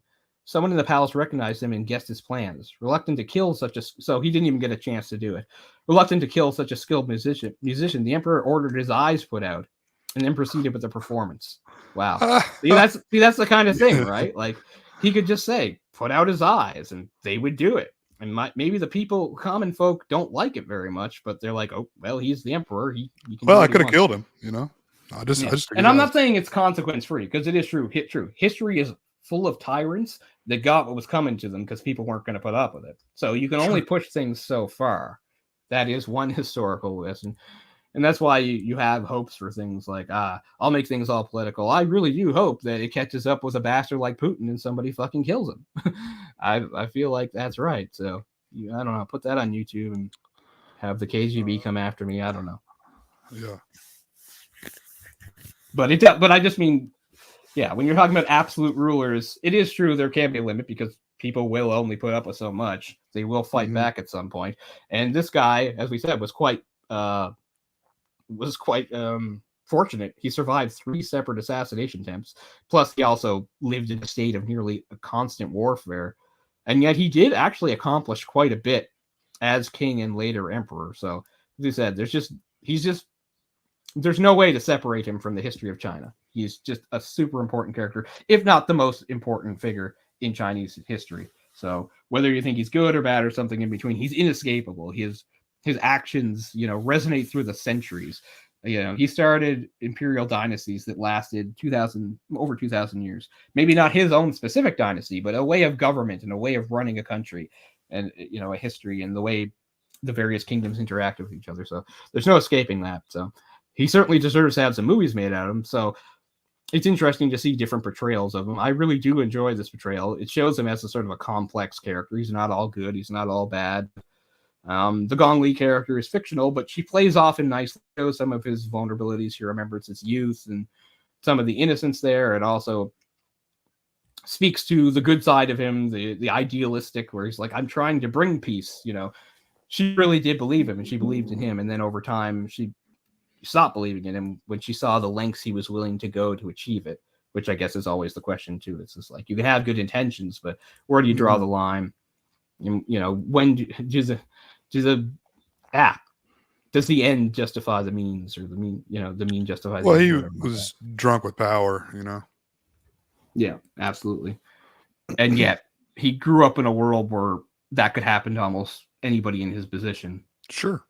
As we said, when you talk about absolute monarchs and these rulers, like, the people under them definitely want them to be good rulers, but they also like would accept an awful lot of, you know, terrible stuff from them just because, like, well, they are the king, you know. It just comes with the territory. They get what they want. Yeah. But anyway, I know I've been a little bit all over the place, but I really do like the movie. I'm glad to see it again. It had been so many years since I'd seen it. But as I said, as a fan of Chinese movies and Chinese history, this is interesting because this predates all that for me. It was just a good movie to me back when I saw it back then. It was before I was really that interested in the Chinese side of things. Like, I mean, I might have known who Gong Li was, kind of, sort of. And obviously I knew a bit about, oh, this is the very first emperor. You know, that's what but it was, so it was before I really had an independent interest in all this stuff that would come around full circle. I think it really holds up because I also thought, is this going to hold up now that I've seen a lot of more modern Chinese epics? I think it really does. I'm surprised it doesn't get talked about more, but maybe it does by, I don't know, Chinese audiences. It doesn't seem to get talked about very much by Western audiences. I don't know. I seem to hear a lot more about The Last Emperor, which came out in '87, which I like too. I really like that movie. But that one even won an Academy Award, I think. But it's an interesting book into this movie because this is the first emperor. That's the last emperor. They both had crazy lives in their way, for sure. I want to look up his name. I want to say Chang Pei Pei, but that's not right, is it?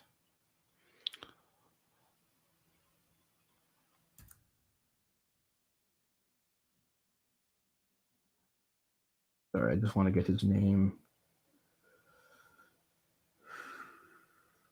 Puyi. Yeah, Puyi. I knew it had a P in there. But anyway, that's a cool movie too. Maybe we'll do. I don't know. But we'll ease off on the Chinese stuff for now and come at things from a different angle for our next episode. But thanks for bearing with me. I know I got lost in a few places, and hopefully, and I didn't want to say too much because this is the exact type of thing I don't want to make mistakes for. Like, it's okay if I make mistakes when I get wrong with actors' names and things like that, but I don't want to be giving people like wrong history. So you can fact check some of that because I think I more or less got it right. There might have been order wrong or things like that, but I don't know. As I said, the movie's complicated enough. The actual history is way more complicated. But it was interesting that they had the idea of confronting him with the rumor or the idea that his father wasn't the prince you're in, because that definitely, whether it was true or not, that definitely didn't happen. If it was true and he was an illegitimate son of a non-noble or whatever, like, he never knew that or heard about that in his lifetime. That was something that showed up way later. So it's an interesting idea of having the character faced with it and what he chooses to do. Although it doesn't change too much from what actually happened, because the guy still kills himself. In both situations, he kills himself because he realizes he doesn't really have much choice, even if the circumstances are different. But yeah. Anyway, I know I can always think of more stuff, so I'll shut up and we can finish up. I know there's stuff I'm missing out on, but I really like it. Sounds good. I really enjoyed it. A lot of fun. You know, big epic movie. Yeah, I know it is hard to follow in. It is hard to follow in places, for sure, and there are a lot of characters, as you pointed out. It is really hard sometimes. It's maybe a single watch to always remember like exactly what the relationships are to each other. Right. Yeah. I just find it needlessly complicated that they for Gong Li's character, who's a character they basically invented, they call her Lady Zhao, which I find confusing because that was the title of his mother. Like his Right. mother's name has not been recorded by history, so she's only known as Lady Zhao. So now it's like there's two Lady Zhaos, but in this they don't refer to his mother that way. She's Right. just the Queen Mother. So I don't know. It's a bit confusing. But yeah, it's really good. But yeah, I guess my main thing is Gong Li is such a treat to watch. But the other leads all hold up really well. I mean, it's an Absolutely. intense movie full of really dramatic, serious stuff. I never found any of it over the top or cheesy or anything like that. I thought it was all really good. So yeah, it's definitely a good Yeah, watch. all really It is long. historically accurate too. You know, they Mm-hmm. try to be as historically accurate as they could, and that's what I really enjoyed. A lot of the costume, design and stuff was all, as truth, as true to, how it actually was as they could be. So Yeah, yeah, it was and interesting to I see all that stuff. And I mean, I hope sometime in the future we'll do another movie set in, also set in the ancient world, but not China. Just do another ancient world movie because this is our first movie set that far back. Because yeah, I was really thinking about the movies we've done set in time periods in the past, and I'm pretty sure until this one, Rashomon was the furthest back, and that's like 1,000 years after this movie. So Wait. it's We funny. did Apocalyptica. What year was that? Didn't we do that? Yeah, we did Apocalypto, but that's not as far back as you think because Or remember that Apocalypto? Europeans arrive in that movie, even though they don't show much of it. Okay. Yeah, they So I arrive at think the end, that's right? I think Yeah, that's like 1600s. that's true. It feels so much older than that to me for It some reason. does because it basically just focuses on the Mayans and you just see the ruined city, the ruins. Remember, because it was about 100 years after a collapse of one of their civilizations, and then you found these people that were living in the ruins of it. So it felt older than it was, but yeah, you can actually date it because remember there was like a solar eclipse or something. Hmm. So it was like six. I can't remember, but yeah. So it's not quite as far back as you think. It's hard to tell because again, for most of the movie, it's just Mayans in the forest, and there's not much we can pick out to get a time period from, right? Like even right I up mean, you into compare this civilization to that, if you want to call that a civilization, it's their night and day difference, and they're so much older. They're mm-hmm. so much older, but more advanced. Yeah. I mean, one of the things about China becoming an empire was it helped with their advancement. They were more advanced than most of the countries around them. Hmm. And I don't know if this is true or not. I don't know if there's real accounts. So speaking of the Roman Empire, which would kick up slightly after that, there are supposedly accounts of envoys from China going all the way to Rome to like check things out. And so there was some sort of communication and contact there at one point, although I don't know when. Like it didn't lead to trade or anything. The distances were too far. But apparently some Chinese envoy traveled right, like Wow. not just into the Roman Empire, but right into Rome itself, which is an incredible distance. Would they go and then come down Europe? Is that how they would get there, or would they? Yeah. It was through the Silk Road, and then I'm trying to think Is where that they would is go that up across at. Siberia? I'm trying to think of the No, it's further south. Further south. further south. Okay. Wait, I'll just pull up a map for my own gratification here. And we talked about maps so much, we might as well get it right. Yeah.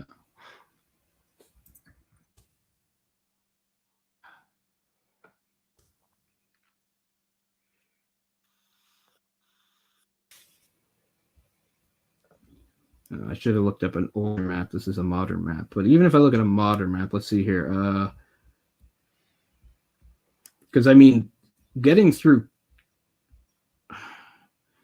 I'm trying to think. So if they follow I don't know if they went around the Caspian Sea or below it. Hmm. I'm thinking the route that makes the most sense to me would be the southerly route, because if you take what the Silk Road was, you would have gone through a bunch of those countries that nowadays are the stands, like Tajikistan, Kyrgyzstan, possibly Afghanistan, into Iran. If you follow Iran north enough, you get into Turkey, and then you can cross from Turkey into Europe proper. So I don't know if I don't think any boats were involved. I don't think they took any boats. So I don't think they left Turkey to the Mediterranean and went up to Italy that way.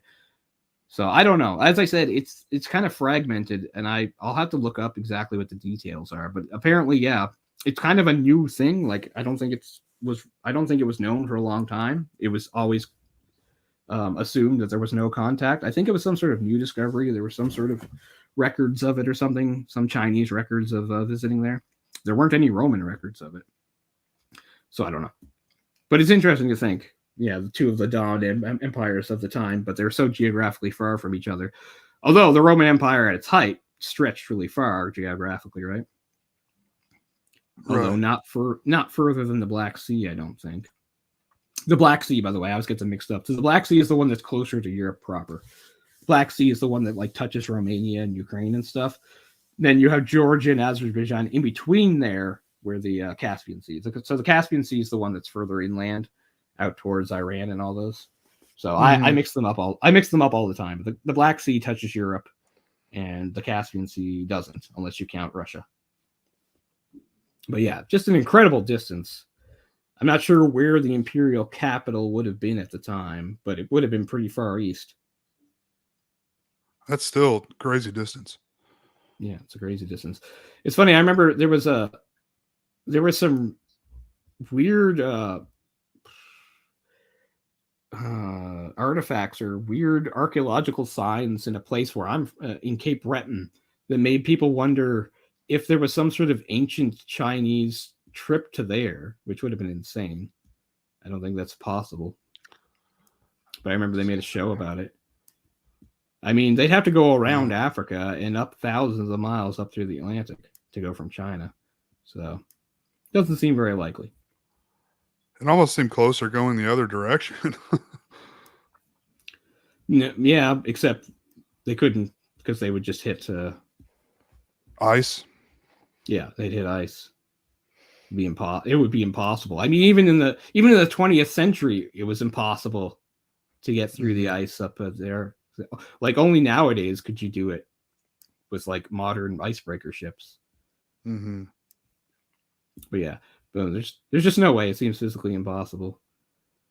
I wish I could find out more about like how China, like they obviously the South China Sea and the Sea of Japan and the Yellow Sea. They stuck to all that. I don't think China doesn't seem to have a history of much sea exploration. Right. I was thinking the same thing. But I mean, not every country does. So I don't know. But yeah, the closest European contact to China way back in the ancient world would have been Alexander, because Alexander made it all the way to Western India. That's where he ended. So that's pretty damn close to China. Yeah. I mean, we can talk about it another time because we'll finish up here. But yeah, it is really mind-boggling when you look up and like find out like just how far Alexander conquered and the distance he covered and the people he came into contact with and all. Like it is crazy. Yeah, it is. Laid a lot of seed at Alexander. Yeah. But the Empire of China, it was kind of too big for its own good for a lot of ways because, while obviously it had relations with other countries around it, mostly a lot of that history is internal strife. It's not exactly the Seven Kingdoms all over again, but there were other variations of that. Various, like later there was the Song dynasty and the Jurchen dynasty and stuff like that. Coming into conflict with each other. That's why I was saying earlier how it's hard sometimes to define where one dynasty began and one ended, how they kind of overlap, because even though the whole idea from the beginning that he was doing was like, one unified China, one thing, that didn't always last. There were parts of China that did not always recognize the sovereignty of others and things like, as you might expect with a country that big and that many people. Right. So it's not like once the Warring States period ended, it was just a whole bunch of peace. God, no. But, sometime we'll get to talk about some other eras of Chinese history. But this is the very beginning. This was the first emperor.